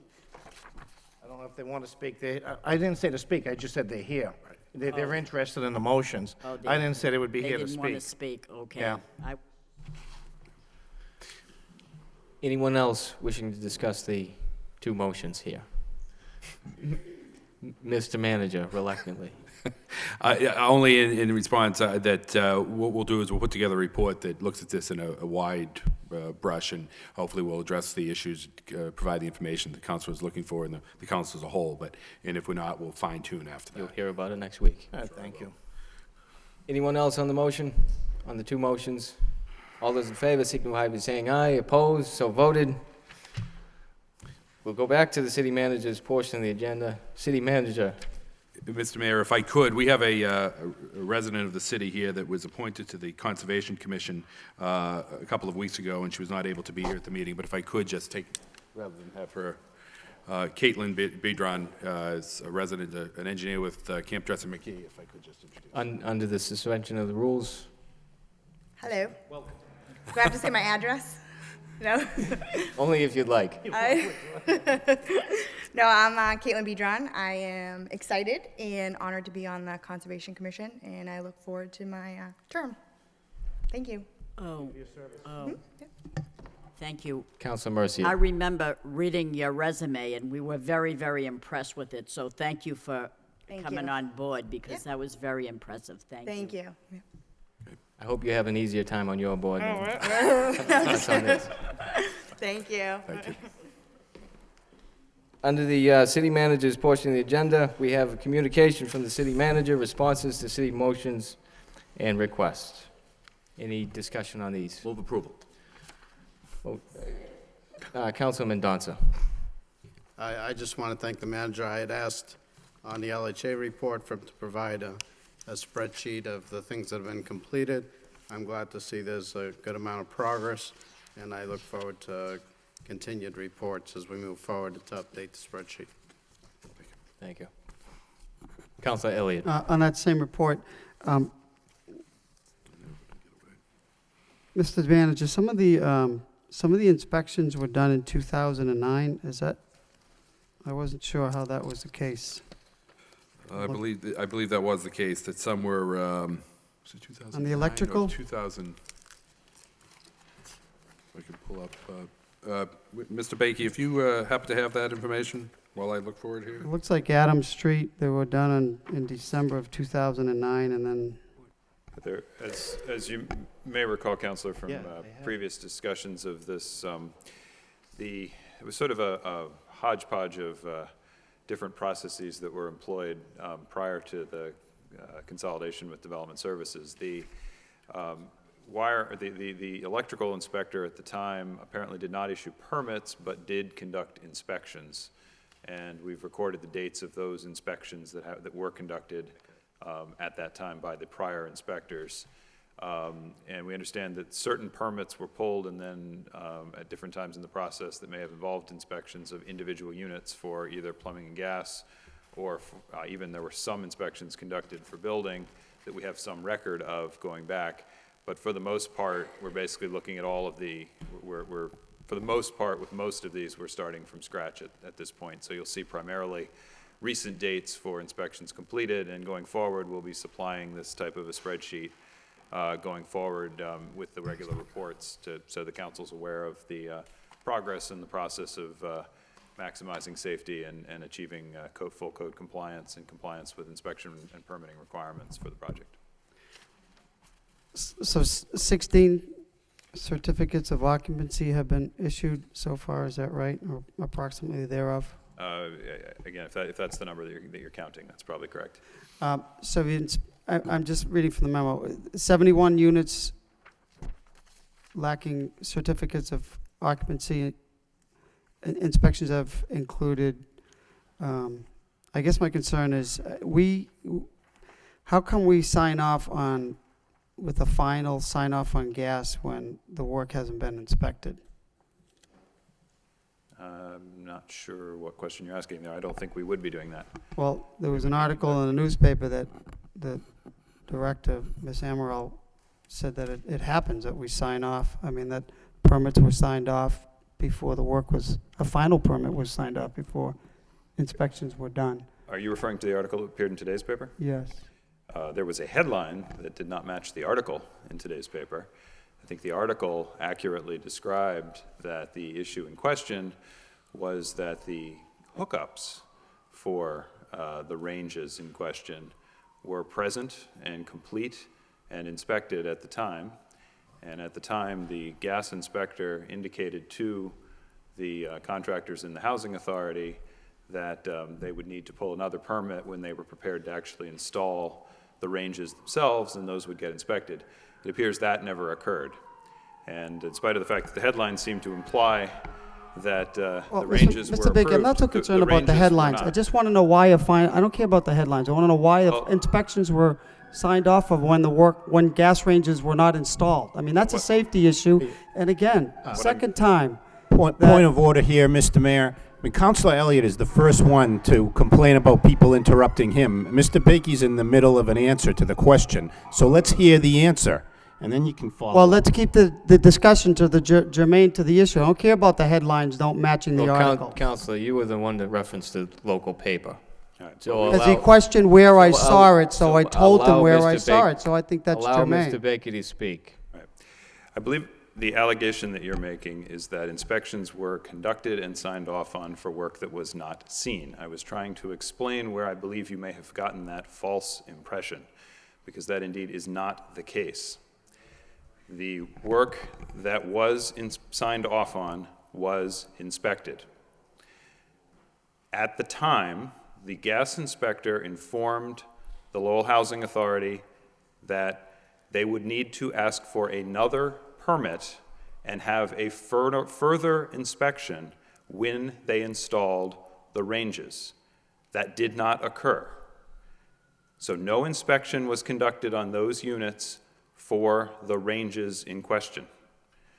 Now, along with the other ranges that failed inspection when they were present and were viewed and failed, those ones are going to be replaced by the Housing Authority.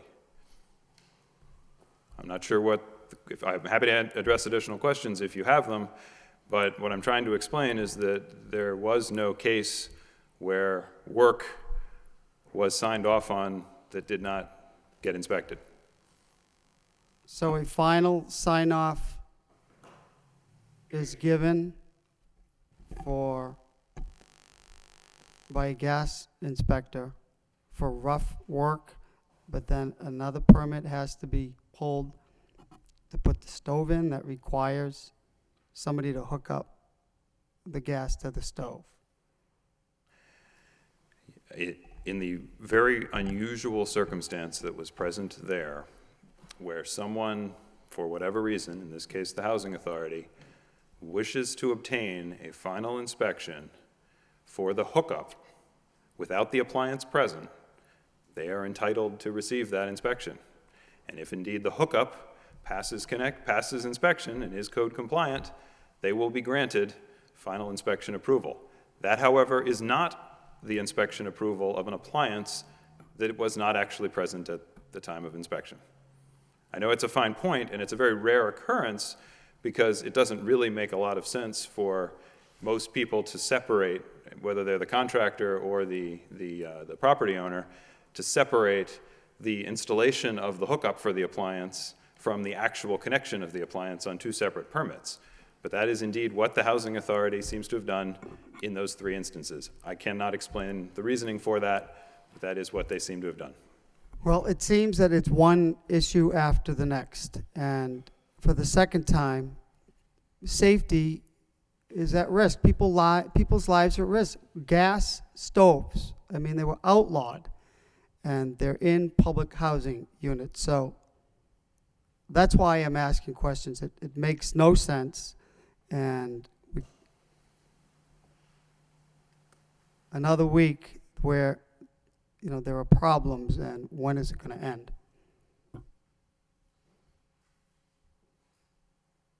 Any further discussion on the communications from the city manager?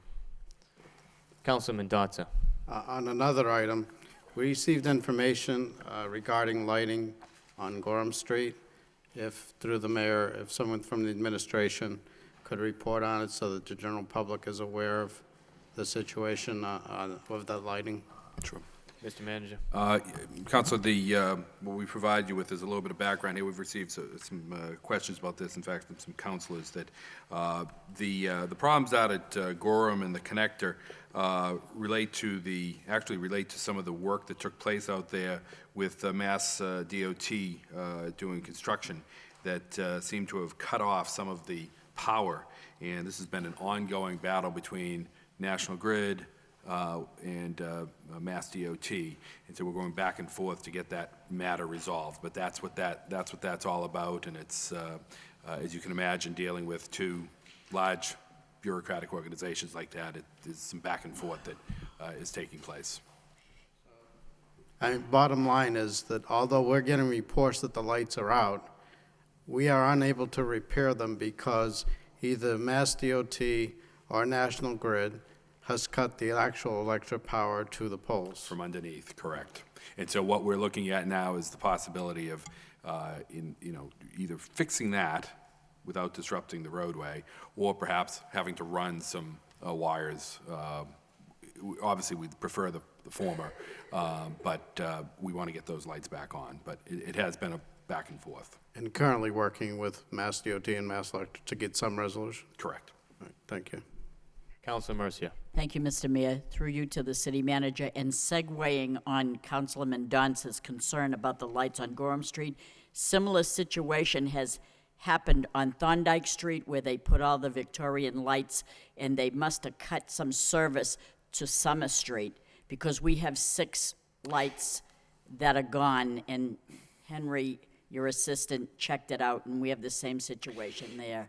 We actually have this situation in a number of locations around the city where there seems to be, and I think we've, a couple times now, we've talked about this at the council meeting, where councils have brought lighting issues into us, and it is an issue with power underneath, for whatever reason. And now it's just a matter of getting the electric company back out there to do that. And That's right. that's Thank you. Yep.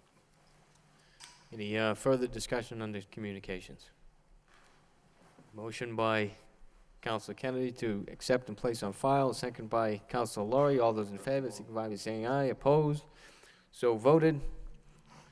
Next, we have an order for a 60-day trial for 31 Crowley Street and 200 Cross Street. In City Council order. Motion to waive the full reading. So moved. By Councilor Kennedy, second by Councilor Martin. All those in favor, signify by saying aye. Opposed? So voted. Excuse me, the next, State travel. the next item on the agenda is, I don't know how I missed this, was communication from the city manager on out-of-state travel, 3 for the Department of Planning and Development, and 3 for the Police Department. What's the wish of the council? Move approval. Move for approval by Councilor Broderick, second by Councilor Noon. Roll call, please. Councilor Noon. Approve. Councilor Broderick. Yes. Councilor Elliott. Yes. Councilor Kennedy. Yes. Councilor Laurie. Yes. Councilor Martin. Yes. Counsel Madonza? Yes. Counsel Mercia? Yes. Mayor Murphy? Yes. 9 yeas. Council Laurie. Just before we move on from there, one thing I want to point out is that there's 3 people from the Department of Planning and Development going on travel. 3 of them are being selected to speak at different conferences. And I think it says a little something about the Department of Planning and Development and Mr. Bakey, who heads it, that 3 members of his department from the city of Lowell are being asked to speak at these conferences and not just attend it. I think it looks good for the city. That's all I want to say. Thank you. Thank you, Council. Council Elliott. I agree with Council Laurie. It does speak to the city. I guess just a question that came to me. These individuals, that the city's not paying, right? But do they take vacation time, or do they just, is that considered they're working? This is considered part of their work. So they don't have to take vacation time to go speak at something else? They're ambassadors for the city. Okay, thank you. Moving on to the next item on the agenda, we have the order for the 60-day trial, 31 Crowley Street and 200 Cross Street. Motion to waive the full reading by Councilor Kennedy, seconded by Councilor Broderick. All those in favor, signify by saying aye. Opposed, so voted. Second reading by title in City Council order pursuant to Chapter 266 of the Code of Ordinances, City of Lowell, Massachusetts, concerning Section 266-6, entitled Temporary Experimental Regulations. Temporary traffic regulations are implemented for a period of 60 days. What's the wish of the council? Move approval. Move for approval by Councilor Kennedy, second by Councilor Mercia. Roll call, please. Counsel Nguyen? Yes. Counsel Broderick? Yes. Counsel Elliott? Yes. Counsel Kennedy? Yes. Counsel Laurie? Yes. Counsel Martin? Yes. Counsel Madonza? Yes. Counsel Mercia? Yes. Mayor Murphy? Yes. 9 yeas. Next item is a vote in City Council. Motion to waive the full reading by Councilor Laurie, seconded by Councilor Noon. All those in favor, signify by saying aye. Opposed, so voted. Second reading by title in City Council vote. Authorizing the city manager to execute license agreement between the City of Lowell City and 280 Central Incorporated, Ward 8, for use of a portion of the city property adjacent to the premises at 280 Central Street, Lowell, for the purpose of sidewalk seating. Councilor Laurie. I have a question. I'm reading through that. It says that they would be responsible to clean the sidewalk early in the next morning. I was wondering if we could have it before they leave business that night. If they leave it for the next morning, they're downtown. I don't know what kind of debris, if there's food, rodents. I just saw that, and I just said, geez, they're going to be cleaning up anyway. Could they just sweep up? I'll approve this, but down the line, if we're going to give out sidewalk, if we could do it at night. Probably technically it is the early morning. It is, when they but close. just, If I may, if we could just work with I think it's the same standard language we have in all of the license agreements, but let us go back. We're actually reworking some of those right now. We'll go back and we'll work to it see. was just a question I had, because with the problems downtown, if we do it at night, it's better. Councilor Kennedy. So should we hold this? Is that what? No, I said I would support it. I would support it, just for future reference. We can modify these with certain notice. You could probably, Councilor Mercia. Mr. Mayor, you probably could say, clean up at the end of your workday, after you close, or before you close. Yeah. Thank you. Councilor Broderick. Yeah, I agree. I assumed it meant early the next day would be, we could maybe say immediately upon closing. The only concern, I assume they're not going to be out there with vacuums and this would be a broom sweep type operation that at 2:30 in the morning, people aren't going to be hearing, things running outside. But that's an assumption. I'm just going to throw it out there so that people understand. Thank you. Thank you. Any further discussion? Councilman Donta. Just a quick question. In the actual license agreement, the top of the second page, there's an item about it's conditioned upon the licensees possessing and retaining any required license from the City of Lowell License Commission. I'm just wondering if that has been in there all along, or if that's from our recent experience to indicate to them that if for some reason they lose their liquor license or entertainment license, that their seating is also in jeopardy. I mean, I support this, I really do. Mr. Manager? Maybe the solicitor could, I do have a comment, though, on sort of the reverse of what you're speaking of, Counselor. The license, and I'll give my legal opinion on this, the license holder has to describe their description of premises, has to provide the description of premises, which has to include the outside. The License Commission has to approve the outside in order for us to be able to let them use it for that purpose.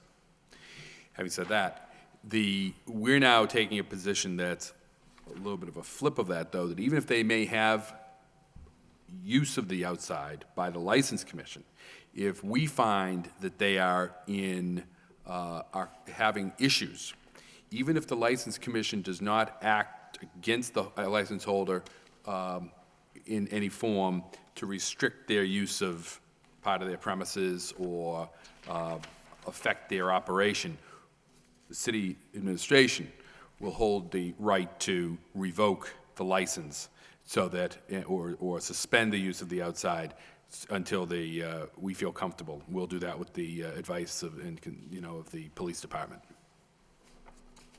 Madam Solicitor? I believe the section that you're referring to was in there before. We did make some changes similar to what the manager was talking about. First of all, these are now going, even though it's a license agreement, and technically, as a license agreement, it could be canceled at any time for cause or for no cause at all. But what we're going to be doing going forward is that all of these license agreements will have an expiration period of 1 year, and it will be subject to an administrative review for renewal afterwards, which will, again, maintain better control on these license agreements. Yeah, I certainly support having this stick in the sense that if they don't abide by our other regulations, we have the right to terminate this privilege, which is what I see it as. So thank you. Any further discussion? Need a motion? Motion by Councilor Broderick to approve, seconded by Councilor Laurie. Roll call, please. Counselor Nguyen. Yes. Counselor Broderick. Counselor Elliott. Yes. Counselor Kennedy. Yes. Counselor Laurie. Yes. Counselor Martin. Yes. Counselor Mendonça. Yes. Counselor Mercia. Yes. Mayor Murphy. Yes. 9 yeas. Next, we have in City Council resolution. City Council of the City of Lowell wishes to be recorded in support of House Bill 1355, an act to establish the mandatory foreclosure mediation with judicial review. The City Council fully supports the pending House bill regarding mandatory foreclosure mediation with judicial review. Be it resolved by the City Council of the City of Lowell as follows, that we, the members of the City Council of the City of Lowell, wish to be recorded in support of House Bill 1355, an act to establish the mandatory foreclosure mediation with judicial review. This resolution adopted by vote of the City Council of Lowell on the first day of May 2012, submitted by the City Council of the City of Lowell. Second reading by title in City Council resolution. The City Council of the City of Lowell wishes to be recorded in support of House Bill 1355, an act to establish the mandatory foreclosure mediation with judicial review. What's the wish of the council? Move for approval by Councilor Broderick, seconded by Councilor Martin. Roll call, please. Counselor Nguyen. Yes. Counselor Broderick. Yes. Counselor Elliott. Yes. Counselor Kennedy. Yes. Counselor Laurie. Counselor Martin. Yes. Counselor Mendonça. Yes. Counselor Mercia. Yes. Mayor Murphy. Yes. 9 yeas. And that was based on a motion brought forward by Councilor Martin. Next, we have a vote to ratify the Memorandum of Understanding for Local 1705. Motion to waive the full reading by Councilor Kennedy, seconded by Councilor Broderick. All those in favor, signify by saying aye. Opposed? So voted. Reading by title. In City Council vote, authorizing the City Council to ratify and approve the execution by the City Manager of a Memorandum of Understanding between the City of Lowell and Local 1705, AFS CME, Council 93, AFL-CIO, covering the period July 1st, 2011 through June 30th, 2012. What's the wish of the council? Move approval. Move for approval by Councilor Broderick, seconded by Councilor Mendonça. Any discussion? That's what she thinks. Councilor Laurie? I just want to thank the union once again. This is the third or fourth contract that we've seen come before the city council, negotiated by the city manager, and I believe I see Keith Rudy here tonight, I think, Keith. The concessions the unions have given the city to help them in the past couple of years in a tough time. And I was also glad to see the manager, I think 3 positions are going to be filled, yeah. And that will help with a lot of the situations we have going on in the city. And I thought it was a good contract, and I just want to congratulate both parties and thank them. Thank you. Thank you. Councilor Broderick? Likewise, congratulate the city manager and thank the unions for their participation and reasonableness. And once again, everybody's working together in light of the health insurance changes. We're still getting a 0 increase. And as a councilor and a taxpayer, I appreciate it. So thank you very much. Thank you. Mr. Manager? Mr. Mayor, thank you. I would, Mr. Rudy is here, and I would like to thank him and the members of 1705 that these were good negotiations, good discussion. I don't want to be too complimentary because I don't want to lose my edge in the next round of negotiations, but I do appreciate the hard work that everyone put into on the part of Mr. Rudy, his union members, as well as the administration participants. Thank you. Thank you. Any further discussion on the vote? Roll call, please. Counselor Nguyen. Yeah. Counselor Broderick. Yes. Counselor Elliott. Yes. Counselor Kennedy. Yes. Counselor Laurie. Yes. Counselor Martin. Yes. Counselor Mendonça. Yes. Counselor Mercia. Yes. Mayor Murphy. Yes. 9 yeas. Next, we have a vote to approve the federal FY 2012 to 2013 Annual Action Plan and amend the federal FY 2011-2012 Annual Action Plan. Motion to waive the full reading by Councilor Mendonça, seconded by Councilor Noon. All those in favor signify by saying aye. Opposed, so voted. Reading by title. In City Council vote. Authorizing the approval and submission of the federal fiscal year 2012-2013 City of Lowell Annual Action Plan to the Department of Housing and Urban Development, and authorizing the approval and submission of a substantial amendment to the federal fiscal year 2011 to 2012 City of Lowell Annual Action Plan. What's the wish of the council? Move to approve. Move for approval by Councilor Mercia, seconded by Councilor Noon. Councilor Mendonça. Just to disclose, I'm on the board of Rebuilding Together, which is one of the recipients of CDBG funds. It is a volunteer board, so I believe I can vote on it. Sure. Councilor Broderick. Thank you. In line with that, I want to disclose I'm a volunteer on a board member of the YMCA in the Lowell Boys and Girls Club. I don't get paid, so but they are receiving funds, so I do want to disclose that. Thank you. Sure. Councilor Mercia. And I'd like to disclose that I'm a member of the Board of Directors for CTI Community Teamwork, which is one of the recipients, as well as I'm the Vice President of the Friends of the Council on Aging. They don't receive any money, but the Council on Aging does.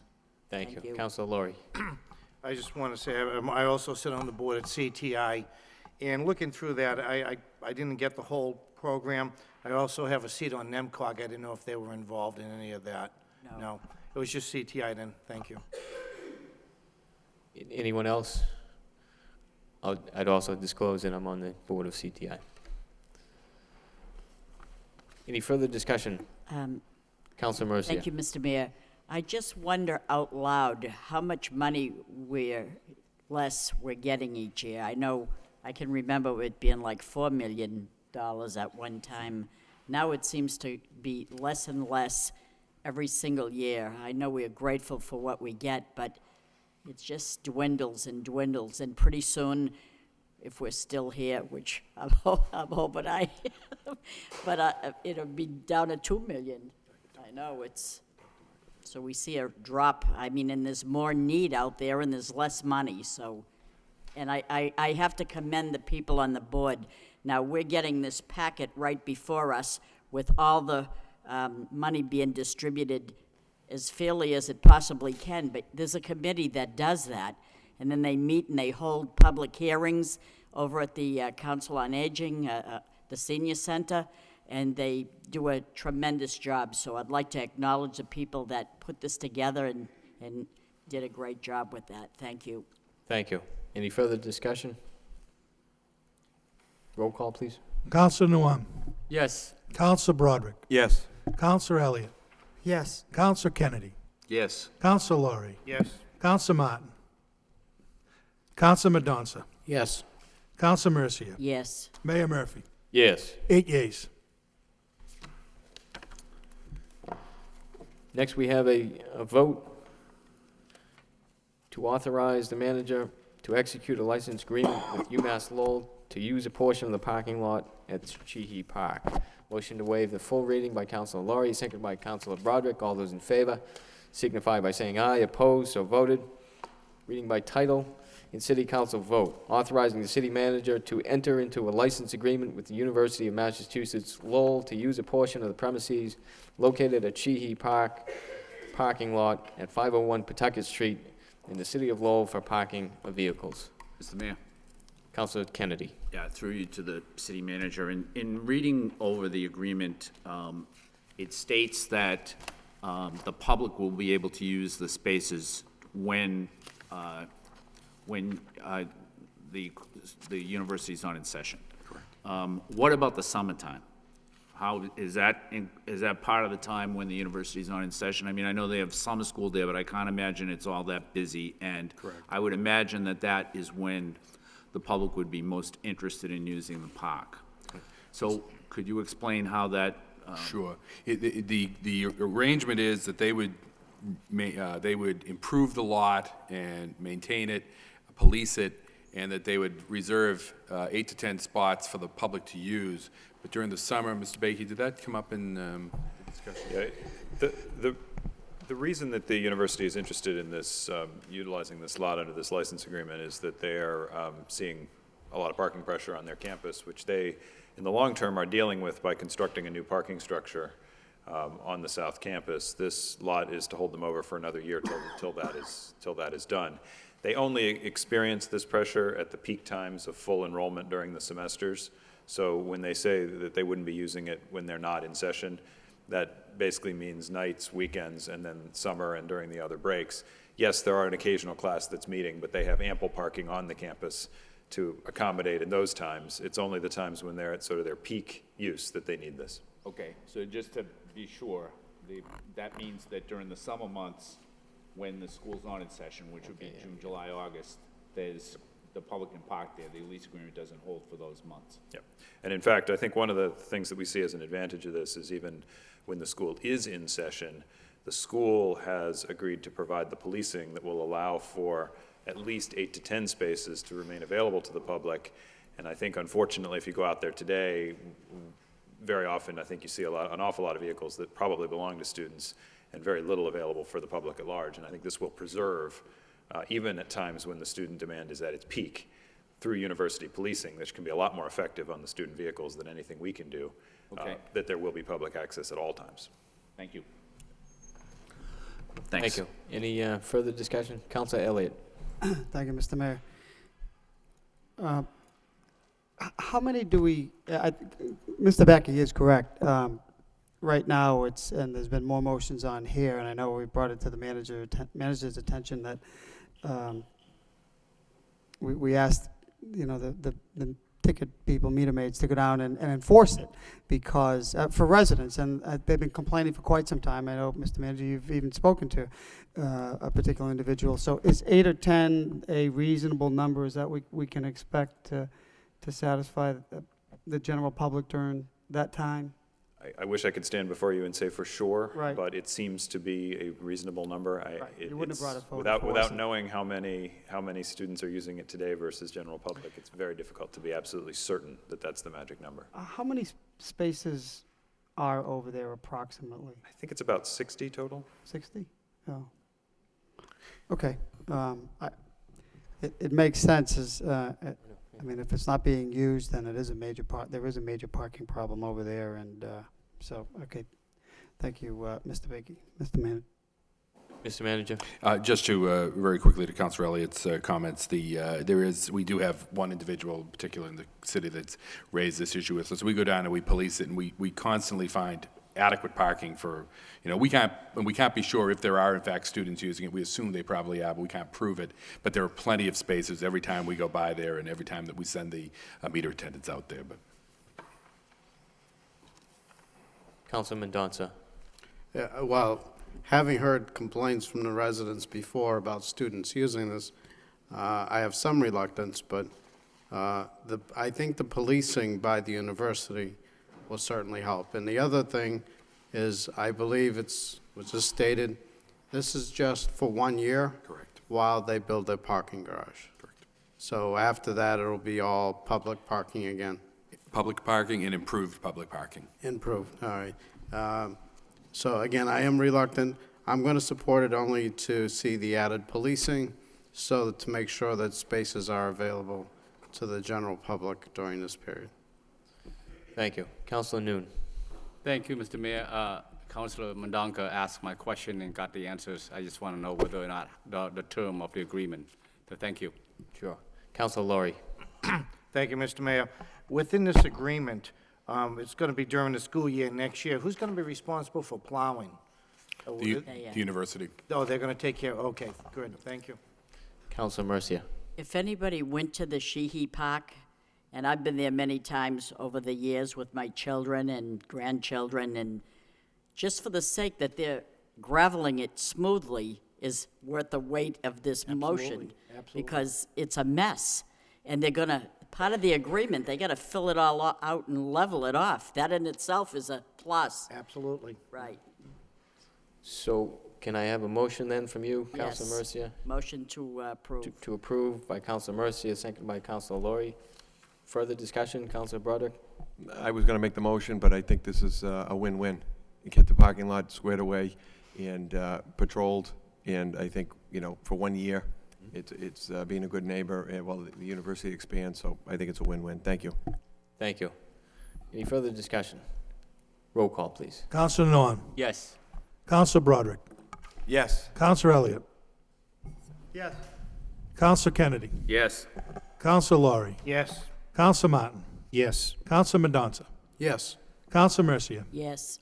Mayor Murphy. Yes. 9 yeas. Next, we have a vote in City Council, order to repair approximately 50 monuments at Edson Cemetery, ordered by the City Council of the City of Lowell as follows, that the amount of $12,000 be transferred from Sale of Lots Account Fund 1723 to the Cemetery Division Appropriation Cemetery Improvements Account Number 04914170580,301. Order and recommended and introduced by Bernard F. Lynch, City Manager. Second reading by title. In City Council vote. Order to repair approximately 50 monuments at Edson Cemetery, that the amount of $12,000 be transferred. Move for approval by Councilor Elliott, second by Councilor Mendonça. On the motion, Councilor Mendonça. I know that earlier, one of the speakers spoke about this transfer, and I think they misunderstood that this is not a transfer from the general fund to do this work. This is from the sale of lots, which is intended in perpetuity to maintain the cemetery. And so this is just a transfer within the cemetery department. Thank you. Thank you, Councilor. Councilor Laurie. I had a question. It says to repair 50 monuments. It doesn't say how they were damaged. Was it by? It's the cement is just, or the mortar is just letting go a little bit, and they're tilted, and so it's to reset them and properly mortar them back to Well, it's that's just fine. I didn't know if it was through damage or, okay, thank you. You for the masonry expertise there. Any further discussion? Roll call, please. Councilor Nguyen. Yes. Councilor Broderick. Yes. Councilor Elliott. Yes. Councilor Kennedy. Yes. Councilor Laurie. Yes. Councilor Martin. Yes. Councilor Mendonça. Yes. Councilor Mercia. Yes. Mayor Murphy. Yes. 9 yeas. Next, we have a vote to accept the easement from Residents First Development Corporation for construction of public infrastructure at River's Edge on the Concord Development site. Motion to waive the full reading by Councilor Kennedy, seconded by Councilor Broderick. All those in favor signify by saying aye. Opposed, so voted. Reading by title, in City Council vote. authorizing the city manager to accept a parcel-wide easement from Residents First Development Corporation to the city of Lowell to allow for construction of public infrastructure at the river's edge on the Concord development site. It's the wish of the council. Move for approval by Councilor Broderick, seconded by Councilor Noon. Any discussion? Councilor Mendonça. Well, this is related to later accepting the streets. I'm hoping that as part of this work, all the engineering will be done so that no additional engineering by the city will be needed in order to accept these streets, through the mayor to the manager. That is correct. Thank you. Thank you. Any further discussion? Roll call, please. Counselor Noam. Yes. Counselor Broderick. Yes. Counselor Elliott. Yes. Counselor Kennedy. Yes. Counselor Laurie. Yes. Counselor Martin. Yes. Counselor Mendonça. Yes. Counselor Mercia. Yes. Mayor Murphy. Yes. 9 yeas. Councilor Mayor, Kennedy. If there's no objection, I would like to move that we take the next 4 items up together and move approval and commend the city manager on bringing the appointments forth. Motion by Councilor Kennedy, seconded by Councilor Laurie. Second. On 2 of those, or 3 of 15, those, 16, 17, 18. and 2 of those require a roll call, so we'll do a roll call for the entire group. Councilor Laurie. Before we go, there's one resignation from Amy Stevens from Lowell Historic Board. Could we send her a letter and thank her for her service to the city?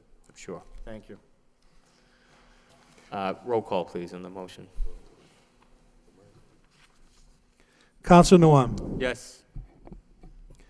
Counselor Broderick. Yes. Counselor Elliott. Yes. Counselor Kennedy. Yes. Counselor Laurie. Yes. Counselor Martin. Yes. Counselor Mendonça. Yes. Counselor Mercia. Yes. Mayor Murphy. Yes. 9 yeas. Next, we have subcommittee reports. Public Safety Subcommittee report from April 24th, 2012. Councilor Broderick. Thank you. There, we had, excuse me, Public Safety Subcommittee meeting last week, for basically an update on the 911 center regionalization process, and we encouraged, there was a little confusion in terms of a vote. It was, we found out that we don't need to actually take a vote to go forward, but the city needed to give some indication to NEMCOG that they wanted to proceed to the next phase, which is more information gathering and coming up with more definitive plans as to how this would work. There's concern as to creating a separate and new board, so to speak, that would be in charge of the 911 center, and also a number of concerns raised by those in attendance in terms of their positions and jobs, seniority, union status, some serious concerns that basically was referred to the manager to upon completion of phase 2, which would take roughly a year, I believe we were told, to come back with that, and the vote was essentially to move forward with this information gathering process where no commitment is necessary, and certainly no expending of any funds on behalf of the city. So that was essentially the gist of the meeting, and we await the report from NEMCOG and the city manager. Thank you. Thank you. Any discussion on the report? Entertain a motion to accept, place on file. Yes. By Councilor Mendonça, seconded by Councilor Mercia. All those in favor signify by saying aye. Opposed? So voted. Next, we have the Technology and Utilities Subcommittee report from today, May 1st. Councilor Martin. Thank you, Mr. Mayor. The subcommittee consisting of myself, Councilor Elliott, Councilor Mendonça, met to consider 3 items that had been separately referred to the committee.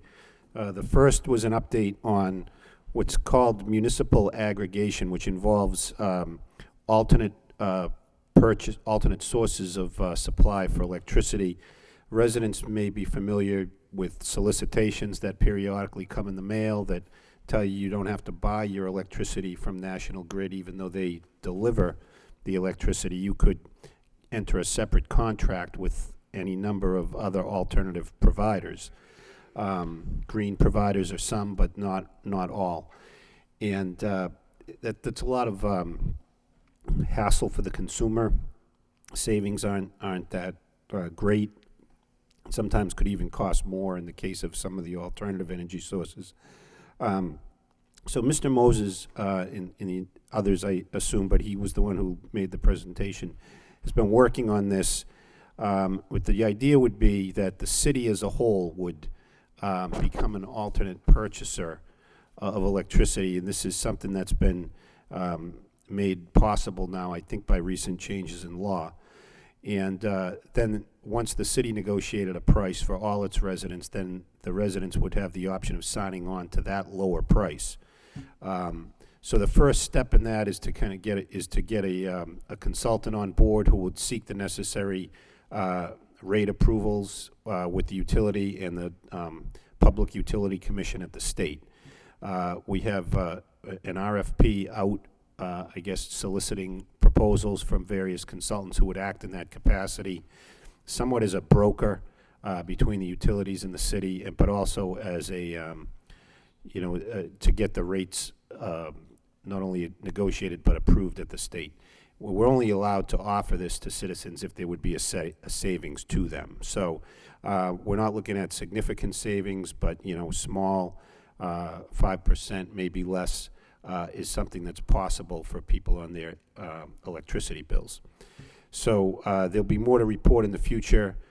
This has been a good first step, and once the consultant is selected, we'll have a better idea of timetable, and the administration will come back to us with a further update. That was the first topic. The second was involved the Comcast channel relocation, which we had requested an update for. Whenever Comcast appears on the agenda, it seems to prompt a lot of other inquiries. But at least as far as the channel relocation is concerned, that has gone forward. If you're watching now on Channel 99, you should have changed the batteries and remote before you put on the TV. But that conversion has gone well, I think. We haven't had very few complaints about that, except some, people still can't find the meetings. The other issues, however, persist about Comcast, and let me just say, LTC we're still trying to negotiate some reimbursement for the cost, and LTC, in fact, is talking with other regional access providers about maybe aggregating stations in and around Channel 99 with the opportunity to broadcast other communities' meetings in Lowell and vice versa. And there's a meeting actually at LTC tomorrow at 2:30 to continue that discussion for those who are interested in that. But the issue about Comcast, whether we can get a competitor in here, Verizon is just not interested. We've tried everything. We have very little control over rates. There was some discussion of the recent decision at the FCC that gave the city of Boston some control over rates, but it only affects the over-the-air channels, the very lowest tier, and we're not sure we would even get the benefit of that. It would be similar to what Councilor Mercier described as the senior discount, which actually only applies to that very bottom tier.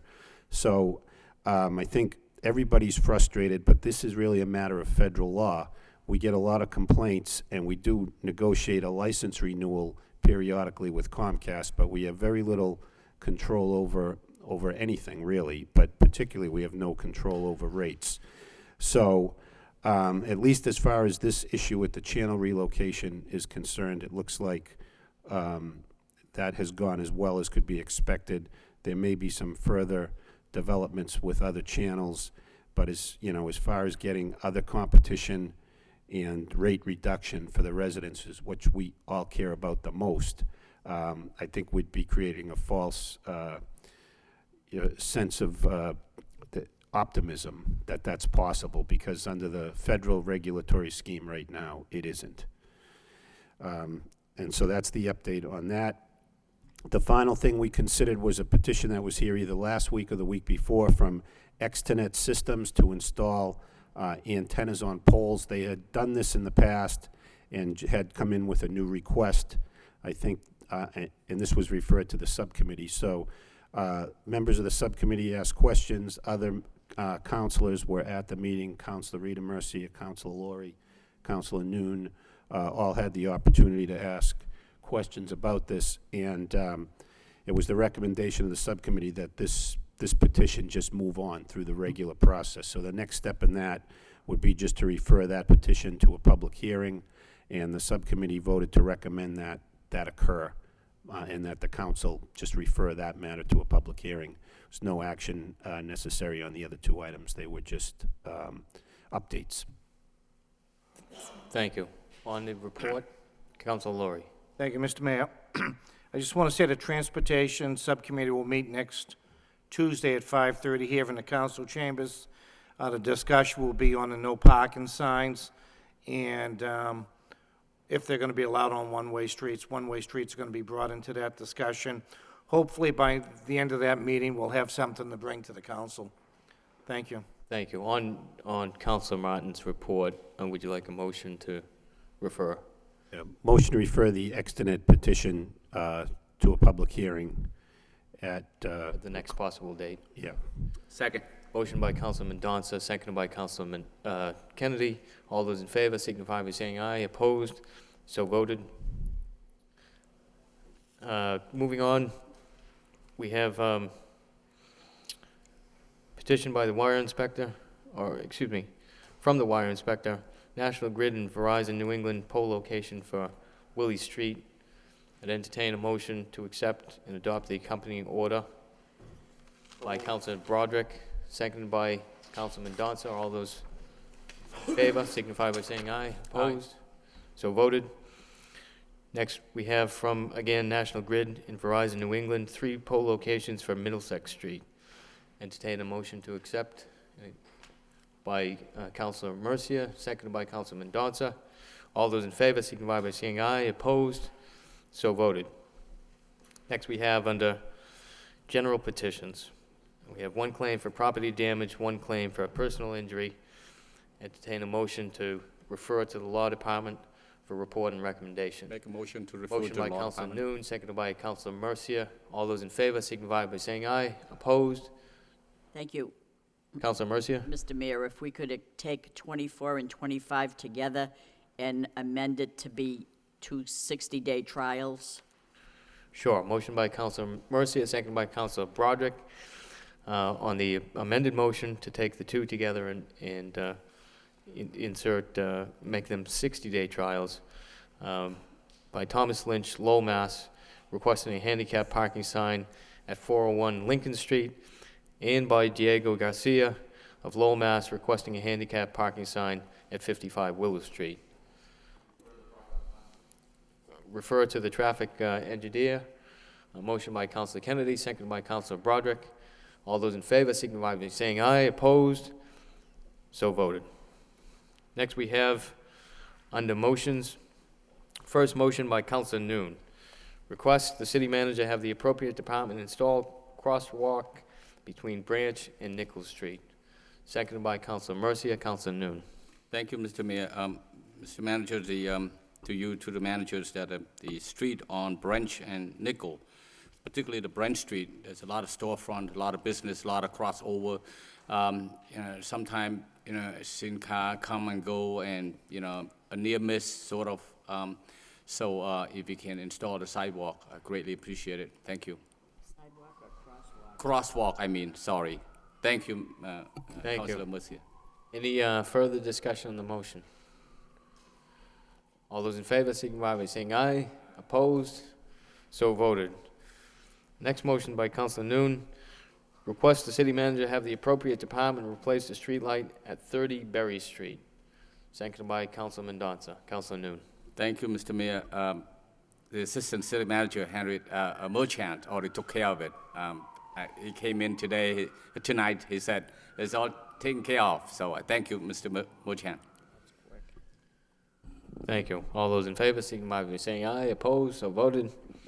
Next motion by Councilor Mercia. Request the city manager find out what the problem is with the air conditioning unit at the Stocklosa School and what measures will be taken to correct the air conditioning problem for the summer school students. Seconded by Councilman Donza. Councilor I Mercia. wish I could say the same, but I can't. The problem still exists there. Let me tell you how frustrated I am with the Stocklosa School. There's great people that work there. The teachers are fine. I'm there quite a bit of the time. but I do know that the maintenance of that building is pretty tough, and that we have a state-of-the-art facility, probably two state-of-the-art, that you need an engineering degree to set up the stage or the lighting or the whatever malfunctions take place. Same with the air conditioning. Not only the air conditioning, did I have a similar motion with the heating in the beginning of the winter? Now we're into the summer, and the portions of the building have it, portions don't. It's just so unbelievable with the HVAC and the system that I wish we could straighten it out. But in the winter, when we're talking about the heating system, there's these coils that burn out, and it takes forever to replace them, to order them and have them come in. Now we're having the trouble in reverse with the air conditioning. Last summer, they didn't have the air conditioning, and I know probably all the schools don't have air conditioning. I understand that. But this is capable of providing it, and yet it's not working, and it's not a relatively old school, and that's what just frustrates me to no end. So I heard about it again, and I'm bringing it back, Mr. Manager, if somehow we could get this working before, I know it was hot in February, and in May it's like freezing, but we're going to have some hot weather when summer school starts, and I'd like them to be kind of comfortable so they can learn a little bit better. Thank you. Thank you. Councilor Broderick. Thank you. This is a good motion. I think it's a semi-annual motion, either for the heat or the air conditioning. And the reality is, I think the school's only 7 years old. It was opening up as I started, so it seems it's been a problem since the get-go. It was the controls, whatever it is. Could we maybe get a report? And I think it might be maybe not be a bad time to have the school department, whoever, look at this as they start doing an analysis on the capital needs. If this is an issue that just we're going to keep putting a Band-Aid on, what is the cost of that Band-Aid, and what is that doing to the system overall? If there's a bigger issue that's maybe a little bit more investment would fix once and for all. And again, I'm not asking to spend the money. I'm saying that maybe it would be worth taking a look and getting that information. And we had that joint subcommittee to come back and tell us what he needs. I understand air conditioning doesn't rank up there with windows in other schools, but if it's something that's going to prevent more harm, if that's indeed occurring, and I'm not suggesting it is, but if we could get that as well. Thank you. Thank you. Councilor Kennedy. Mr. Mayor, just for everybody's information, there is a joint subcommittee on buildings and maintenance problems that the city council and the school committee have, and I had a conversation with Mr. Leary, who is the co-chair on the school committee side, and there is a list that's been prepared by Mr. Lang that prioritizes every maintenance problem in the whole school system, and it's quite lengthy, and if all of those things were done, it would create it'd be quite expensive. And I'm sure the stock closer is on that. And Mr. Leary and I will be at the end of this week setting up a time to have for the subcommittee to meet. And it probably will be a field meeting that will tour maybe 3 or 4 of the school facilities just to look at how bad those schools are. And I'll be interested to see how the LTC handles that subcommittee meeting. But we're hoping to do that. So will they. And I think one of the things that we've talked about a little bit too is that on this list there are big items like the HVAC system at Lowell High School and maybe the stock closer school. There's also little items that would almost be a punch list, like a broken pane of glass or maybe a hole in the wall someplace. And those items are things that never get fixed because they never rise to the high enough on the priority list to get done. So those are items that theoretically could just remain forever. And one of the things that we've had some preliminary discussion about would be putting together a little crew maybe over the summer that would include probably some students from Lowell High and have them punch out some of those things. A lot of it is just painting and, maintenance type positions, and it would be something that would have to be done, I think, in conjunction with the school department's maintenance unions and so forth, and I'm not sure what the availability would be for funds, but that's something that's certainly worth talking about, and so that's all I'll say about it, but since you brought it up, Councilor Burdick, I just thought I'd throw that in. Thank you. Thank you. Mr. Manager? Yeah, a couple of points. This does seem to be a persistent problem out at the Stock Loaster, and we will send people out there to check on it yet again and see if we can get to the bottom of this, because each year, each season, it seems this issue comes up. What we do have, Councilor Kennedy was just speaking to, is the capital budget from the school committee, school department, which we were very happy to see. It sort of lists out roughly, I think it's $18 to $20 million worth of capital investment. Larger projects, actually, but that doesn't take away from the fact that there are a number of smaller work order items that we're trying to get through with our maintenance people out at DPW Land and Buildings.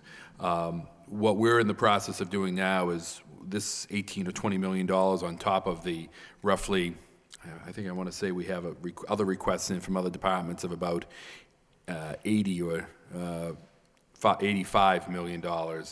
We need to kind of put this all together and develop that, update the capital budget, which will be coming back to the council.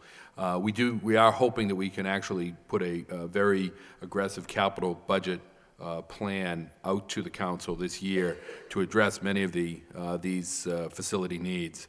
But in fact, the Stock Loaster is not on there. It seems like it's only HVAC that we don't have on there. But we will get out and we will. That's more of I think it's more of a maintenance item than some of the replacements or investments that need to take place at some of the other schools. But we look forward to working with everyone on that. And as far as the issue that we have, I think, with some of the projects is the Land and Buildings Union that we have to, 1705, that we have to work with on some of these other issues. Thank you. Mr. Laurie? Thank you, Mr. Mayor. One of the questions I was going to have, and I was going to address it earlier when I asked for the private contracts, how much we do in the schools.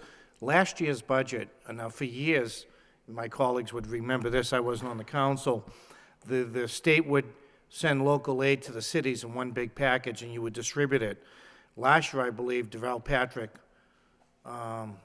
decided he was going to give it directly to the schools and not to the city itself. Would that affect the city's ability, if he does that again this year, to really see some of these projects through?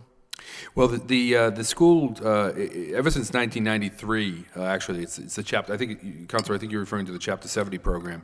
That money goes directly to the school department. The interesting thing that's happened over the last, well, it's actually happened now probably about the last 10 years, thereabouts, is generally speaking, that account has gone up. And actually, we did a good graph, I think, in the budget document that was provided to the council last year. The school aid has grown from, I want to say it was roughly $14 or $15 million back in 1990 to about $120 million now. The general local aid that comes to the cities and towns, in the case of the city of Lowell, was roughly $28 million in 1990. It's now down to $16 million.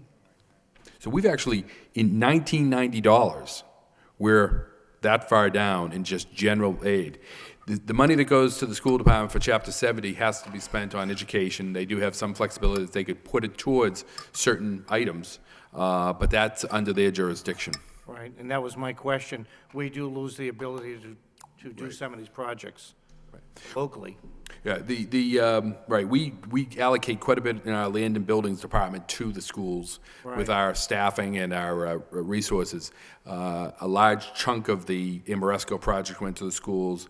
A large chunk of the first capital budget that we brought forward did go to the schools, and sizable, as Councilor Kennedy pointed out. They gave us an extensive list this year, and we want to get at a number of those items with the capital budget that we submit to the council this year.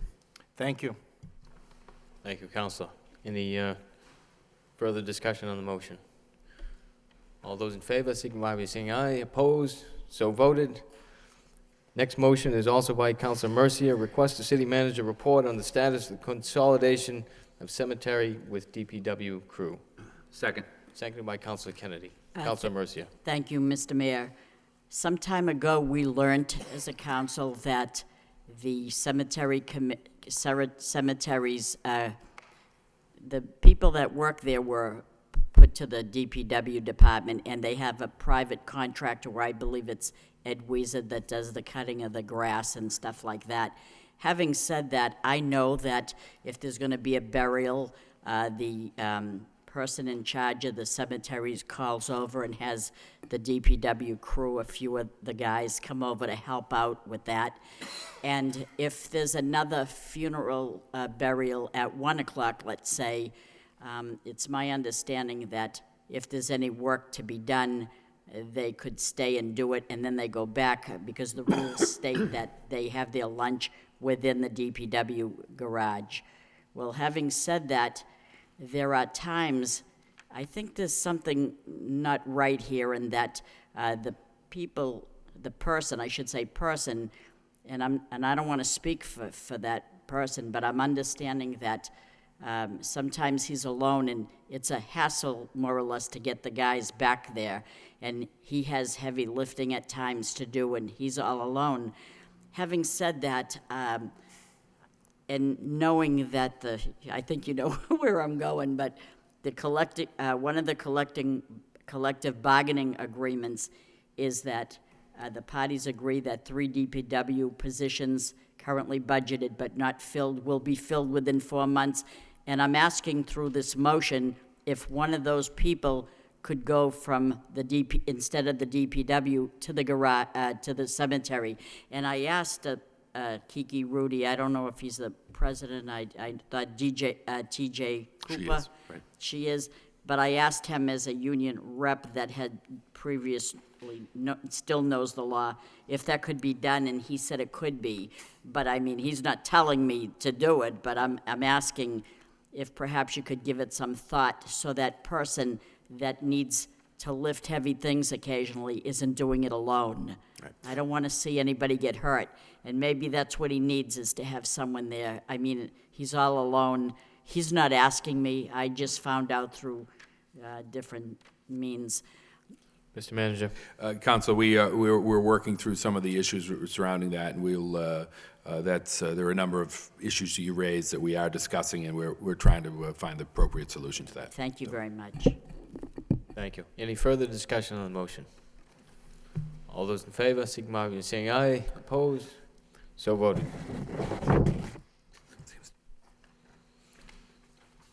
Next, we have a motion by Councilor Kennedy. Request the mayor create an ad hoc subcommittee regarding the selling of municipal lien bundles. Second. Seconded by Councilor Elliott. Mr. Mayor, just Kennedy. really briefly, I had a discussion with the city solicitor earlier today about this. The law department will be preparing bundles for a second auction and they'll do that pretty quickly. This would be an ad hoc committee that would just meet one time after those bundles have been prepared by the law department and just review the bundles. And that's it. And along with the motion, I would request that I be on the committee and that you consider me for chairman of the committee. Sure. Councilor Broderick. Thank you, Mr. Mayor. I understand the intent of the motion, but through you, Mr. Mayor, maybe to the solicitor, my concern here is where our jurisdiction lies in terms of setting policy to say, let's do these auctions, and then stepping over and saying, we need to approve the bundles, or if this is just an informative, maybe we just have it come back to the full council and do it at a regular scheduled meeting. But my concern is, are we going to start getting into the bundles? And that really is the administration process of how to bundle these and auction them off. So if we could, maybe I'd just like to get some feedback on that before I vote. Mr. Mayor, the term I used, I think, is review the bundles after the bundles have been prepared by the law department. Sure. Madam Solicitor. Sure. Thank you. As Councilor Kennedy had indicated, we've had an opportunity to speak a couple times about this. And in terms of the planning issues that you speak to, while we didn't have a specific discussion using those terms, we did talk about also just the practicality that exists in terms of the ability of the council to be involved and not involved in the strategy. And so all of that was recognized and by both of us, and I think that's why the councilor has phrased it the way he has. So my understanding is, again, this is more of a informational purpose. It's a issue that he was involved in, and then we would be reporting back as we would anyway. If that answers the question. Any further discussion on the motion? Councilor Noon. Thank you, Mr. Mayor. I'm just curious as to why do we have to create an ad hoc subcommittee when you have a finance subcommittee? Why can't you, if this should be referred to, why can you refer this to the finance subcommittee instead of creating an ad hoc? I look at it, in the finance subcommittee was chaired by Vice Mayor Mendongas and 3 other veteran councilors. So it should really be the place to refer to if need be. I certainly couldn't answer that. Councilor Mercia? This is only my opinion, and I'm not a professional by any stretch of the imagination, but bundling, I don't know how you separate it and bundle smaller into 3 pieces of property or a larger bundle. A larger bundle didn't work. Smaller bundles, to me, aren't going to work. I think the way to go is individually, selling them individually. That's my opinion. I don't know. Madam Solicitor. I appreciate the opinion. One of the things that I just wanted to point out is and it's something that Councilor Kennedy and I had also spoken about, and there is concern, at least on my part, and the administration in general, I'm sure, that as we go through this process, there are strategies involved in this and things that we do not want to have public discussions about. There are certain things that we would not, the options that we might be considering down the road if certain things don't work out. But if hypothetically we had backup plans and things of that nature, those are not things that we would want to have any public discussion about. So again, I mean, there is the reason why there is the separation, and it's to our advantage as well. All right, but you just said a key word, these key sentence. There's things we don't want to publicly discuss. Mm-hmm. So if we create an ad hoc subcommittee, the public is always invited to it, isn't it? So were we defeating our purpose by doing that? No, because what Councilor Kennedy was I believe, stating is that the bundles are going to be created, and basically it will just be a reporting mechanism once they're established. I mean, what happened this time is that bundles were created, and eventually those bundles are made public to everybody. And in this case, they'd be made public to potential bidders as well as to the council. So is this ad hoc subcommittee going to create the bundles? No, the bundles would be created So administratively what is the in-house. purpose of the ad hoc subcommittee? To look at, see what the bundles consist of, or what? To review the bundles after the bundles are created. Mr. Manager, and then Councilor Laurie. I appreciate Councilor Kennedy's, this is something, again, I think I've been clear that, we've been working at for a while now, trying to pull together. We did quite well last year when we notified people we were going to go out to auction, and we had quite a bit of payment made so people would avoid the auction. This year, we actually moved forward, and we again gave people an opportunity to pay up, and we did move forward with the auction. Unfortunately, we did not have any bidders to that. And Councilor Kennedy and I had several conversations during that process, as I know he communicated regularly with Mr. Moses and Ms. O'Connor. We always welcome people's input and ideas.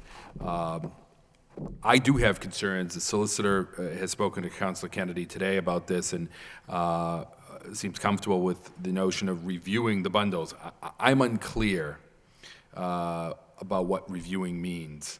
If it's simply presenting and saying yes or no, I guess, maybe that's, but if it's reviewing and sort of developing strategy of how we sell those, then I think we are entering into a phase that where we may be defeating our best intentions, and I think there may be better ways to accommodate this than through a public subcommittee. It's just a concern I have. Councilor Laurie. Thank you, Mr. Mayor. I'm looking at this, we're talking about municipal bundles. How much was paid to the city by people in fear of getting involved in this? About I thought it was 500 one year and 800 the other year, but It was over 800,000 this year, but that's not including additional payments, and the total payments that were committed to over the next 10 months exceeds $1 million, which is similar to, if not quite as good as, the money that we got in last year under a similar, as we began that sort of process. But we still received a substantial amount of money. We absolutely received a substantial amount of money, and we also cleared away a substantial number of properties that had been, again, lingering in the tax title process. I'm looking at this, and I know Madam Solicitor has been involved, and the manager, the administration, and Councilor Kennedy, I believe, has been involved in this from day one. Instead of an ad hoc subcommittee, I would make the motion to have the council representative really be Councilor Kennedy to work with the administration, if that would be okay in the law department. He seems to have some type of interest in this, and he brought it before, and I know that, it was just an idea. The counselor seems to have some good ideas, and maybe moving forward. It's just an idea. Councilor Elliott. I think it's a good intention, but that's exactly what we cannot let happen.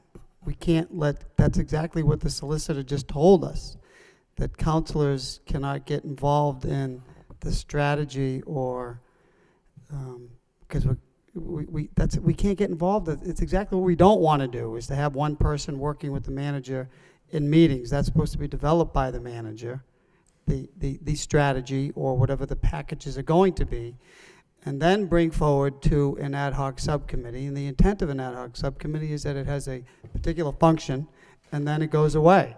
It sunsets just for that particular issue. And I think this issue is to review the bundles or review the package that is forthcoming. I think it's a good idea. I don't think anybody is trying to overstep the boundaries or interfere with the strategy. I happen to think, while we did not get any bidders, certainly the public process sent a message to those individuals that were delinquent that I better pay and pay up. And it was, in that respect, it was very successful. How it's positioned the next time, the way that it is crafted for the next bid is been made clear that the solicitor and the manager, that's not within our purview, but I don't think that was the intent of the maker of the motion. Just to, once this is done, let's look at it, let's make sure, let's review it, and if necessary, tweak it somehow. I think more heads that can look at this, more ideas that can come forward for the benefit of making this a better success. It truly makes some sense.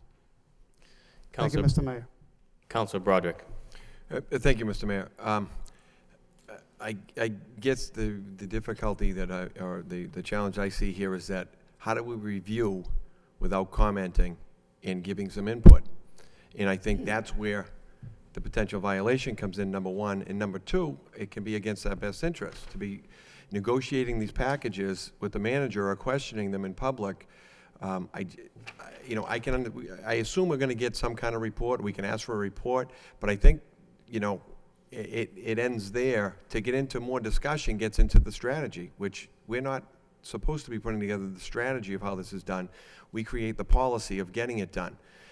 I concur. I think this was very successful, not 100% because we didn't sell everything, but collected, you know, upwards of $1 million or over $1 million. I think it was a tremendous success in that respect. I would just caution the council in setting up, I don't understand how we can review without getting into the particulars of the bundle, the why, and what we think is a good idea or a better idea or a different idea. And I think that's where we can cross the line very quickly with good intentions, but also do it in a public forum that can be, you know, against our own best interests. And I also concur with Councilor Noon that, you know, we have a finance subcommittee, we can send the report there, but I think maybe we should be requesting a report as to how it's going to be done, and maybe a report on the bundles, that's going to be public anyway, to be reviewed by either the entire body or the finance subcommittee, because I don't think it's appropriate. I'm not sure what review we can do other than to get into the details and the meat of it and question the process and the strategy, which is not our role. Thank you. Thank you. Councilman Mendonça. A couple of items. I know that it's been stated that so much of these liens were paid off, but I know of at least one where it was paid off through normal purchase. So it wasn't a result of the auction, but it was listed on the documents as one that was redeemed because it did have back taxes. So we may want to separate those out where a normal arm's length purchase took place and the back taxes were paid as a result, is separate from this auction. I believe the solicitor wants to comment, the mayor. Sure. The numbers that we're relying on, we did not take into account, for example, any other sums of money that came in prior to the letters going out. We actually sent 2 letters out this year. Last year we had sent 1 letter out. But in terms of our measurement, it started once the first letter giving a date of an auction went out. Now there were some properties that they had contacted us and said that they were in the midst anyway of having a closeout sale, and they requested that it be removed from the list, and we accommodated people as we could. And so, you know, sometimes we don't really know exactly what the motivation was for doing it at that exact time. But I think the number of instances that we would be talking about that would be completely devoid from the auction are probably very low. But we certainly did what you're suggesting in the sense that our measurement, again, started right when that first letter went out, and it was really after the second letter went out that we really saw a huge spike up, which again, we know those numbers are pretty accurate because when we look back to last year, when we sent the initial auction letter out, the same exact thing happened, and they're pretty comparable. I'm just stating Good. I agree. that some of those were a result of change in ownership, that's all. So in those cases, those should not be counted towards this auction process. All right. Now, on the motion, I'm a little bit at a loss as to the purpose of the ad hoc subcommittee if it cannot produce anything. In a sense, it can't tweak the bundle. It's just going to receive the information. Any discussion we have on it could prejudice the strategy. So I'm concerned about that. I mean, we could probably accomplish the same thing when the bundles are done just by giving the summary of what they are to each council member as a communication, rather than have a public open discussion about it. It'll be the same information that's released to the public in a sense of what the bundles are. So I'm concerned about the purpose because I see it as if you can't tweak it, you're just going to listen to what's being stated, and the motivation to try and tweak it or provide input or change it would be very great, I think, at that point from any member of such a subcommittee. So I'm just wondering, and I applaud the maker of the motion for pushing this forward and continuing to do so. So I'm all for continuing with the process. I'm just not sure that the ad hoc subcommittee is going to result in a positive thing for us. Councilor Mercia. Thank you, Mr. Mayor. I'd request a roll call on this motion. Sure. I would just say, as it was a request to myself, that, excuse me, Councilor Kennedy. I'm sorry, I missed your question. I asked for a roll call on Could the motion. I'd like to speak on it one more time before we have the roll call. Councilor Kennedy. Just the reason that the motion doesn't ask that it be referred to the Finance Committee is because I don't sit on the Finance Committee. And that's the only reason why I'm asking for an ad hoc committee rather than to have it go to the Finance Committee. I don't sit on the Finance Committee. It's great that we brought in $800,000, but we did that before the auction came. It was not part of the auction. And it doesn't really matter whether it's money that came in normally or came in because people were threatened by the auction or anything else. That really doesn't matter. The only thing that matters really is that the $800,000 came in. But we can do a lot better than what we did in the first auction. And I think that the people that were involved with the first auction, and the city solicitor and Mr. Moses and myself and others, realized that there were properties that were included in the bundles that weighed the bundles down. And so that auction was not successful. Now, it's I think, a good idea to do it a second time. And Lowell's never had an auction before. We've never done this, but there are other communities, and a lot of them, that do it every year. And there are a lot of communities that have been doing it for quite some time, since probably sometime after 2004. The ad hoc committee, the reason that I would like the ad hoc committee is just to take a look at the bundles to see if there are properties in the bundles that are that will make the bundle not be attractive to investors. And that's really the sole purpose. You know, I suppose for city councilors that don't think that that the council should be involved, it's a philosophical difference that I have with some members on this council. I think the city council should be involved with stuff like this. And I think it's a brand new step for us. I think we're doing it a second time. I think that the fact that we had a lot of bidders at the first auction who chose not to bid shows that there was a lot of interest and that there's a market for these liens to be sold. But I also think that it's kind of important that the second auction be successful. And that's the only reason for the subcommittee. It's not to meddle in or to mess. I'm fully aware of the strategy that we need and what should be public and what shouldn't be public and when it is. And the reason that it's worded, that the motion is worded to be a review and that it would be after the bundles are prepared is all just to, for that strategy. So I'm fully aware of that. But I do think that this is an issue that the council should be involved in. And if there are councilors that don't think that, then we just have a philosophical difference, because I definitely think that the council should be involved in this issue. Thank you. As I was about to say, I suppose that the person addressed by this motion, that I fully appreciate the council's interest in this issue that has been worked on by the administration for at least the last year. And I think that it's best that we place our trust in the administration to come up with the proper strategy to be able to do that.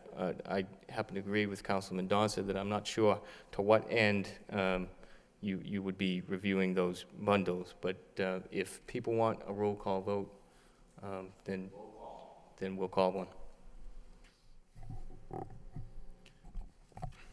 Councilor Nguyen. No. Councilor Broderick. No. Councilor Elliott. Yes. Counselor Kennedy. Yes. Counselor Laurie. Yes. Counselor Martin. Counselor Madonza. No. Counselor Mercier. No. Mayor Murphy. No. 5 nays, 3 yeas.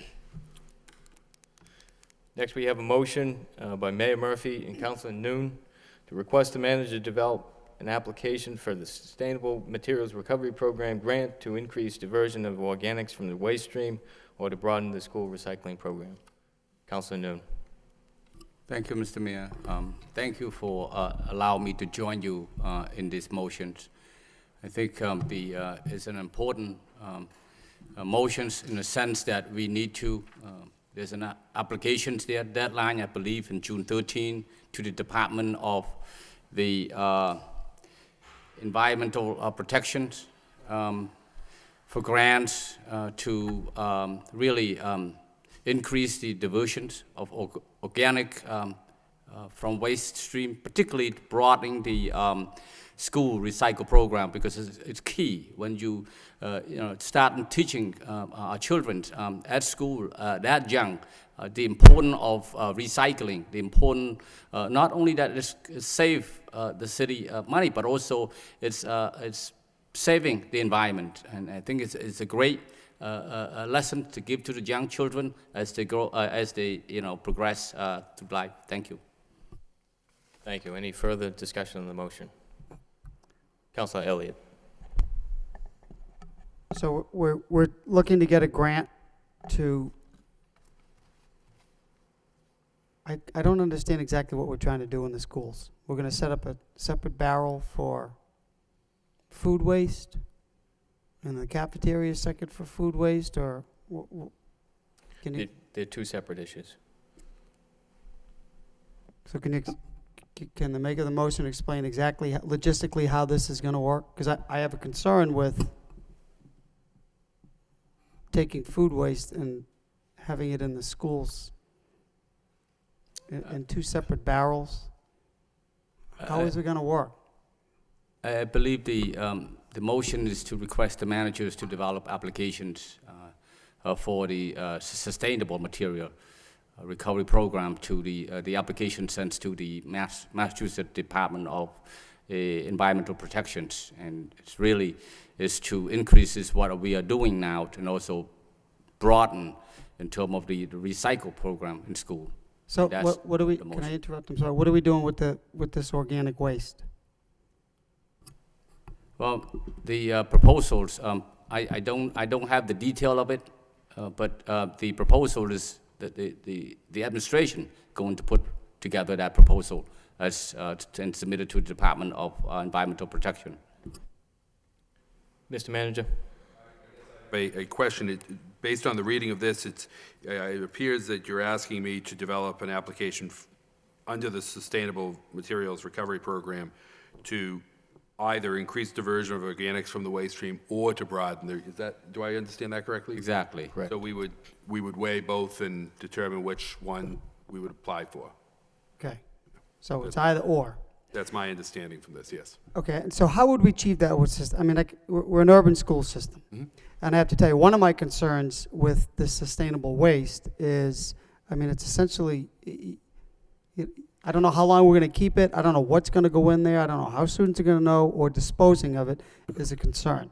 Because, I mean, there's a problem at Lowell High School now. And with mice and with cockroaches, and kids are tweeting about it. So if we're going to take this, I mean, so there's already a problem there. And to take this another step, that we're going to have essentially mini composting, or we're going to be, I mean, if we're going to apply increased recycling, absolutely. But sustainable waste in an urban school district is a concern. And that's why I was asking further questions. If I could, I'll speak on the next two motions as well. If I could ask Councilman Donza to take my place, I'll step down from my perch, as it's called, apparently.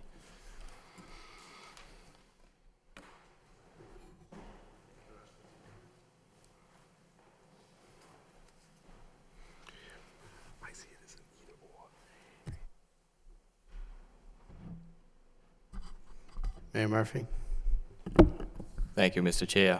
I think there's a bit of confusion that has kind of compressed two ideas into one, and that is that the two programs that are offered through the Department of Environmental Protection, one is a pilot program for the general population, which would be looking to increase the diversion of the organics waste, which could potentially be something, in the downtown with the Green Restaurants program or something to that effect. And it really doesn't address anything to do with the school department. The second part of it is, of course, pretty straightforward, that you would be looking to expand the opportunities for recycling throughout the system. Although we do have some programs here in the schools, it's not as widespread as it could be, and this is to support that effort.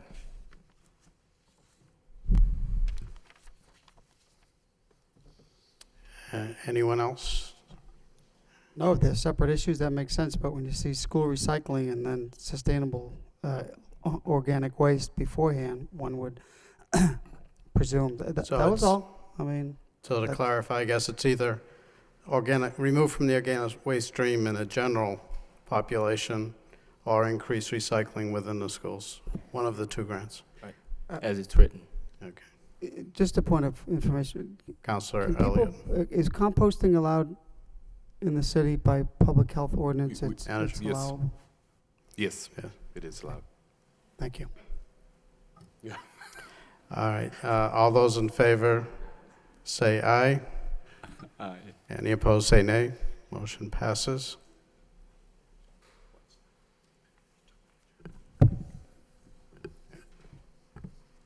Next motion by Mayor Murphy, Council Noon.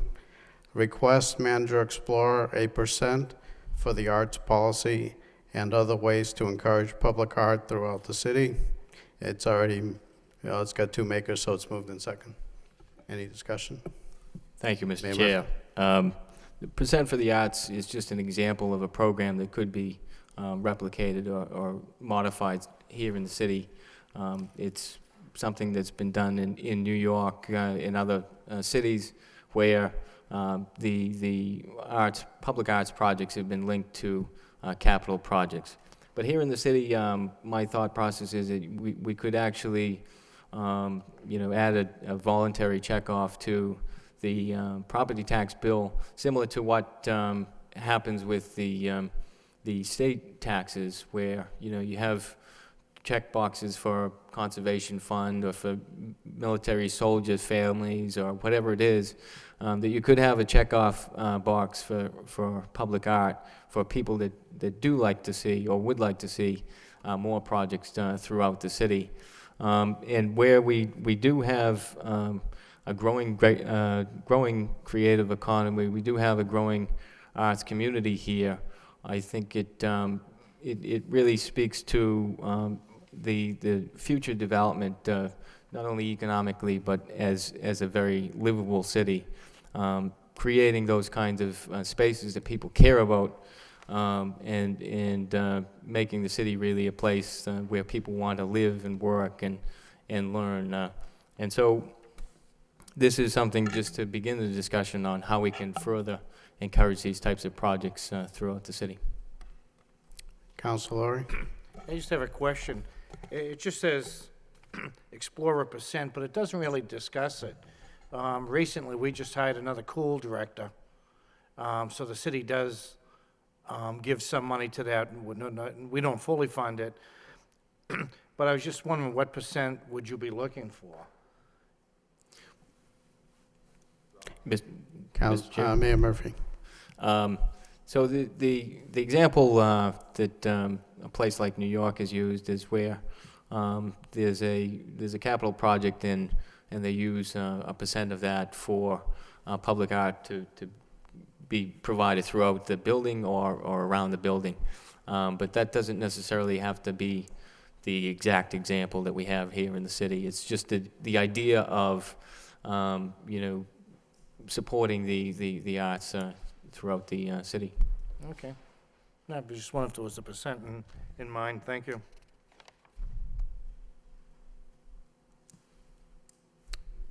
Any other discussion?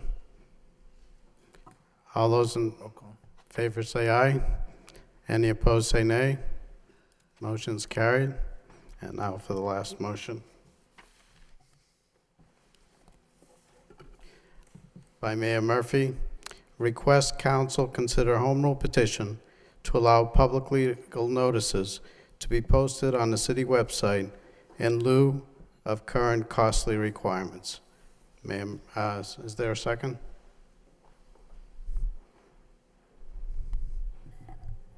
I'll second for discussion. Council Broderick, rather, makes second. For discussion purposes? Mayor Murphy? Thank you, Mr. Chair. This is something that came to my attention initially through a letter by the local paper expressing basically that advertising costs will rise by 5% this year. Clearly incapable, I think, of remaining underneath 2.5% increase. We have spent in FY 2010, we spent somewhere around $106,000 on advertising the legal notices that go out for things like the Planning Board, Conservation Commission, procurement, a number of different things.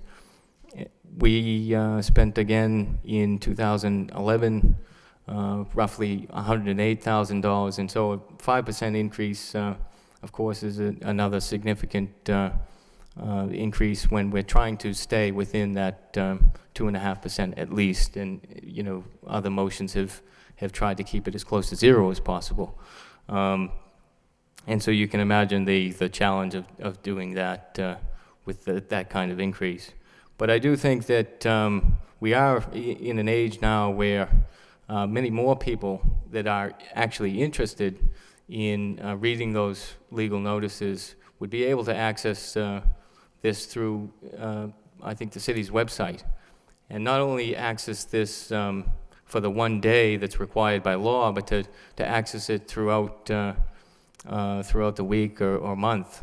So essentially, you're not paying again to buy a newspaper several days if you're trying to read the public notices. That you're able to, at no cost, both to you as a taxpayer, but also as someone who wants to get the information, that you'd be able to access that on the website.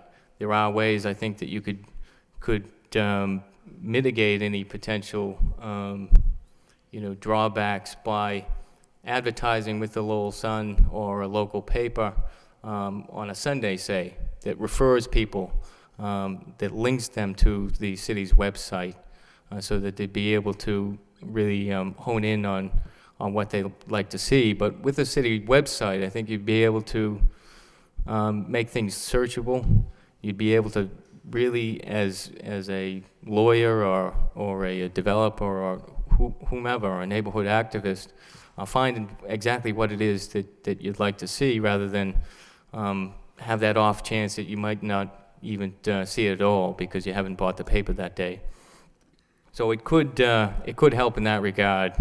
Certainly, you'd be able to save some money to put towards other needs or better investments, or to work your way down to that zero increase.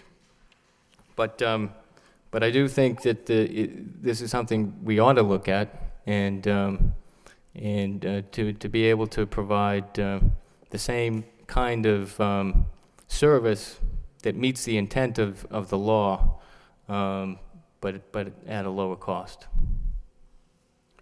Councilor Mercer. Thank you, Mr. Vice Chair. The question to consider a home rule petition to allow public notices to be posted on the website to save money. Let me start at the beginning. I don't owe anything to anybody, especially the newspaper. There were times when they endorsed me and times when they didn't. I don't particularly care one way or another. I work for the people, not the newspaper, so that's not the issue here with me. But my concern here more than anything else is that if we support this home rule petition on this matter, We are then putting the posting of the public legal notice on the city's website in the hands of this government, and that carries the potential for abuse. I'm not saying that it will, but it could possibly. In short, the government would be monitoring itself. There would be no impartiality, no independent party, no third-party oversight. Who would the neutral party be? And who would know if an important meeting didn't appear on the website? Could we then say that the computers were down and justify it that way? Last week, during the special meeting of the auditor, was a concern by some members of this council about the auditor doing business as was previously done in choosing her own auditing firm. It didn't seem right to some, and this didn't meet the standard of transparency, and that is what I hear people say they want in government is transparency. And I'm asking, is this any different? Some time ago, the state changed the meeting laws to be more transparent. If we support this motion, it would be counterproductive to the beliefs of the state. And I wonder which one of our state officials would actually bring this petition forward. My other concern is, how do we reach a wider and broader audience? By website? By newspaper? I know that I represent the whole city, but I'm especially concerned for our elderly, for our seniors, because I am one, and I know how they react to change and modern improvement. And I say that because I have had a mother that loved Shirley Temple tapes, and I wanted to get her a VCR, and she said, I don't understand it. I don't know anything about it. You would have thought I was putting her in the seat of a 747 jetliner because she didn't know the controls. She didn't want any part of it. I wanted to get her a microwave oven, and she thought she'd get cancer from it. So change to the elderly is kind of difficult. Not everyone in this category has the financial means to own a laptop, let alone afford the internet service that goes up more frequently than my blood pressure at a city council meeting. If any issue comes before the zoning board that requires a public notice to be published in the newspaper, that cost is charged to the petitioner and not the city. In a survey a while ago where 1,000 people were polled, you probably saw it in the paper itself, and they asked how they got their information. 12% said the television, 52% said the newspaper, and 3% said the website. I want to reach as many people as possible, be as transparent as the public demands, and allow a neutral third party to oversee what the law says should happen. Therefore, I don't support this motion, and it isn't because I owe the Sun. I owe them nothing, and they owe me nothing. Councilor Laurie. Thank you. I really can't support this motion. Today, I like the idea of putting the legal notices online on the city computer, but as beyond that, not everyone has a computer in the city. Not everyone knows how to use it. We have a lot of people in this city who are, as Councilor Mercy said, elderly, a lot of poor people who just can't afford it. A couple of weeks ago, a board I sit on, the state of Massachusetts came in, they were looking at different reports, and they wanted to cut $4,000 out of our budget for publications. And I raised my hand, I said, I represent the city of Lowell. I have to oppose it. I says, not everyone has a computer in the city of Lowell. The only way they can get this information is through these publications. Many of them are sent to the libraries, the town clerks. And that's my major concern, is at least if we put it in the newspaper on some form, and it would be the newspaper in Lowell, people would have access to it. Not everyone has a computer. And that was my biggest concern. And thank you. Councilor Bardock. Thank you.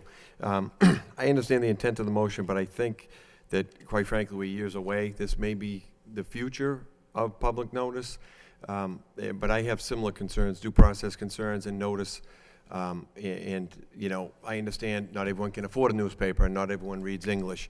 But I think that if we look at this, first of all, how do we let people know? Look at some of the chaos in the meetings. Council Martin's had the privilege of chairing, just changing the channel for LTC for the council meetings. I think that this, if it was something to be pursued, at some point would take a long study and perhaps some information in terms of how do you transition. Who would know to go to look at the website? And, in Massachusetts general laws, I don't know if the solicitor knows how many notice requirements there are, but I'm guessing there's, dozens in different statutes. And if some of them are still going to be in the newspaper but not others, that could create more confusion. So, I understand the intent of the motion. My concern would be that if this isn't done uniformly and over time, and with cooperation and coordinated efforts, I think we should post them. I think that, more is better. And I don't know how we would do it. I do have a concern also with government being their own notice vehicle. And, I know when we do notice requirements with the newspaper, we get back a copy. And that's what you actually present to the court is proof. What do you get from the internet? And, how is that certified? And there may be answers to these things, but I don't know what the answers are. And I think that, that we've got a whole host of issues. So before I would vote to send this, for special legislation, I think that we've got a lot of answers to get and probably, quite a few years to figure out how we can start moving towards publishing ourselves, putting it on our website, directing traffic to our website in a coordinated effort to increase notice. Put it on in multiple languages, translation buttons on Google and so on. And maybe that's something we can start to do as a city to help make more people aware. But at this point, and as Councilor Mercia stated, I don't know the newspaper or anything. I'm lucky if they spell my name correctly. So it is in no defense of the newspaper. I just think that due process here, I think the difficulty is if we jump into that, how do people know where to go? And for what notice? And is this going to be for every notice? Is this all legal notices? What statutes require what notice? And many need approval from court. So there's a lot more to this, I think, than simply just saying, let us as a city publish our own because enough people will get the notice. I do appreciate the intent here and forward looking, but I think at this point we have to be careful and recognize that this is where people expect to go and look. The people that want to look, and we're not going to reach them all in any media. But I think this captures the biggest audience, and that we can build on that through the city website as well. Thank you. There's no further discussion. Mr. Mayor. Councilor Kennedy. Mr. Mayor, I guess one thing is I'd like to see a better analysis of the costs involved. I think, for one, that the city's website's not very good. And so, but it also occurred to me that if we're going to put all these notices on the city's website, then probably we need to hire somebody that's going to make sure that that's done and that's going to be responsible for that. And so that would offset any cost savings. I guess I agree with Councilor Broderick in that I think that maybe this idea is premature by 5 or 10 years or whatever, but aside from being upset about the rate increase that the newspaper's having, or just being upset with the newspaper in general, I think that what we're really talking about here is public disclosure. And one thing that the newspaper decides is, well, several things. First of all, it's traditionally the manner in which public notices are put out there. Secondly, there's a permanent record forever, so that you can go back 10 years from now and see, there was a conservation commission on such and such a date that dealt with these matters. And it's independent and separate from the city. And I think that those are all important issues. And so I can't support the motion either. I think it's a little premature, but more than that, I think that public notice and transparency is something that probably should be protected here. And sticking with the newspaper, at least on the short run, is the way to do that. I don't see the website doing it. I don't think much of the website at all. And I can see there being problems or, times when it's down or that something didn't get in on time, or there might be a dispute that something wasn't in on time. Maybe something was supposed to be in on May 1st, it gets in on May 5th, but the city contends it was in on May 1st, and there's no way to do that unless you're gonna have some, forensic computer guy come in, which is, we're not gonna do that. And so for the amount of money that we spend on the newspaper, I think it's the best way to go. It's independent, it's permanent, and it provides a record. And I guess that's it, except that of the money that you indicated that we spend with the newspaper, Mr. Mayor, a portion of that would be paid by the applicants, I would think. And so that if you go before the Board of Appeals or maybe the Conservation Commission with the matter, I think that you're expected to put up the money. So the city, I don't know how that whole billing thing takes place, but I would think that for a portion of the money that that we're spending with the paper, that the city gets reimbursed somehow for that. And I don't know what percentage, but I think that you need to take a closer look at this whole issue, I think. And that's kind of all I have to say. Councilor Noon? Thank you, Mr. Mayor. I too like to echo Councilor Broderick with regard to the maker of the motions. This is a very courageous and thinking outside the box in going forward, looking for other options in saving money. However, like other speaker before me, or other council before me, and that we probably need time to transit to that if there's a need be, just so we can protect the issues of being independent and transparent to our taxpayers. And I too feel that we need to improve on our website. It's not as efficient as we want it to be. So for now, I think the newspaper is our best option in terms of being, responsible and efficient in that aspect. So thank you. Mayor Murphy? Thank you, Mr. Chair. I appreciate the comments by the council. I think that, first of all, there have been cities who have already moved in this direction and have saved money and have addressed some of these issues. I think that things like being able to archive the legal notices and provide access for those that don't have computers here in the community is something that can be done through the library, through the senior center, through here at City Hall. There are ways that people can access information without buying a newspaper.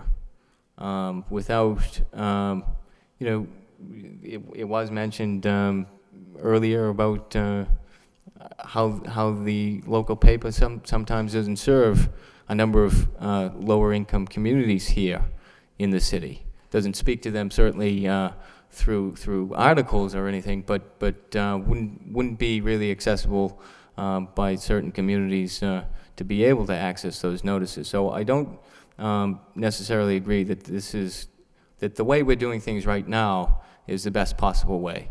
I do think that we can begin to at least widen the amount of people that are reached through these public notices so that we do have more due process, not less. And I think that, as we do transition to a time when this makes a bit more sense, that we can have things like advertisements on a Sunday that link up to the website and do tell people where they can go to access the information, and so that there isn't that disconnect. But as it stands right now, I don't think that we're reaching the widest number of people possible, and not in the way that they could be that might be more useful to them, because you're only posting it for one day. So a computer site could be down for a day, but you could be, buying a paper 6 out of 7 days, and you'd still miss that one notice. These can be archived. You can be able to search for the legal notices that you are particularly interested in. There is a new notification system that the city is in the process of procuring that would be able to send out things like notifications to people in a particular area that were affected by a project, by finding the places in a particular radius and actually phone calling them. So it's not just about, through this medium of the internet, but it's also through the more traditional means that of course, most people, and particularly the elderly, would still have. So, there does need to be more, I think, investigation of it, but I don't think that it's something that should be written off so soon, and shouldn't be looked into, at least to inform the way we could do things better now. Thank you, Mr. Chair. Counselor Elliott? Well, why don't we just do it now? Why don't we just put it on the website? There's no reason why we can't, to reach additional people. I don't think it has to be in lieu of. I mean, I don't know what the issue is with the newspaper, but they do serve a function when we want them to serve a function. When we want to have an article written about, or an article is written about bidding, the bid auction, we could never get the word out like they do. Or I can remember many occasions, all of us suggesting that maybe the paper do something on recycling rates. I think that was one that comes to mind, or so many other things. There is the process in place, and it's on the state government, it's on the local government, it's a federal requirement that public notices be posted in the local newspapers. Just thinking Superfund sites are a requirement on the federal level. Let the people know in that community what's taken place. And by our own survey, I think Council Mercy mentioned it, 52% of the people get their information from the newspaper. So it is the medium or the venue that people look to, or the outlet, excuse me, that they get. I like to read the newspaper. I like a hard copy. I get the electronic version, but there's just something about reading the newspaper. If you don't want to buy it, don't buy it. But people that want to be interested and have the information on what public notices are out there, then they have the opportunity to go and purchase it. That's just one thing in notices. Yeah, we do get, I think the applicants are required to pay for a fee for it. But secondly, all the bidding, public bidding that has to be done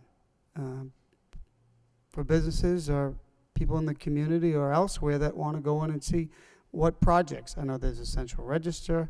There are other places that have those requirements. But I just think on the local level,